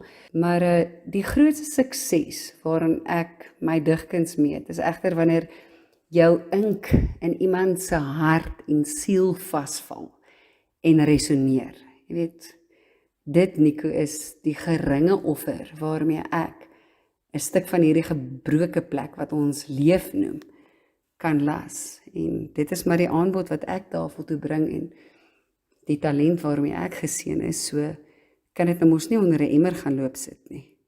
Ek het gedurende die COVID-grendeltyd Francis 'n boek saamgestel van gebede deur meer as 60 bekendes van Suid-Afrika. Die titel is Gebede vir 'n boer.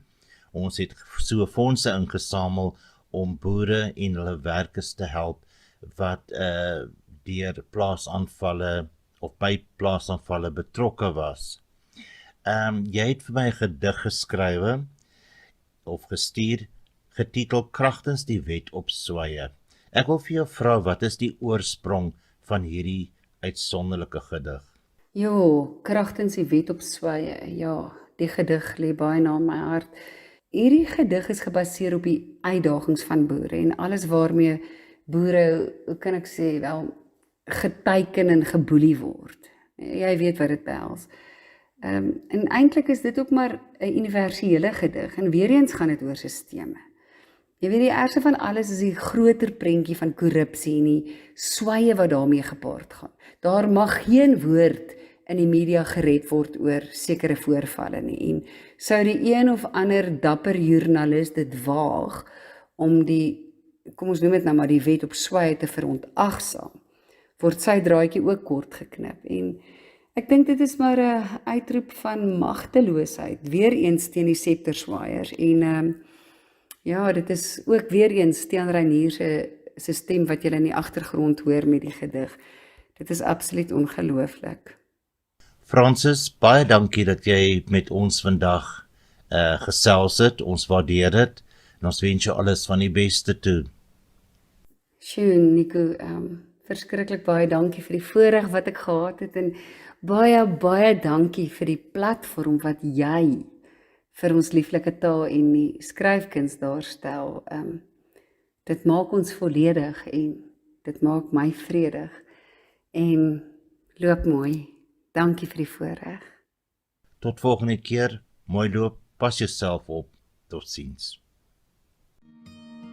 Tot watter nuwe maan sal deklarasies van rampspoed teen elke tweede lamppaal die hel in hoofletters bly spel en ons die vertoë ontsê kragtens die wet op swaaye teen sluipdoders wat nog mense ontmeet en mortems tot trofee hef sonder enige aan weer daarna kraai.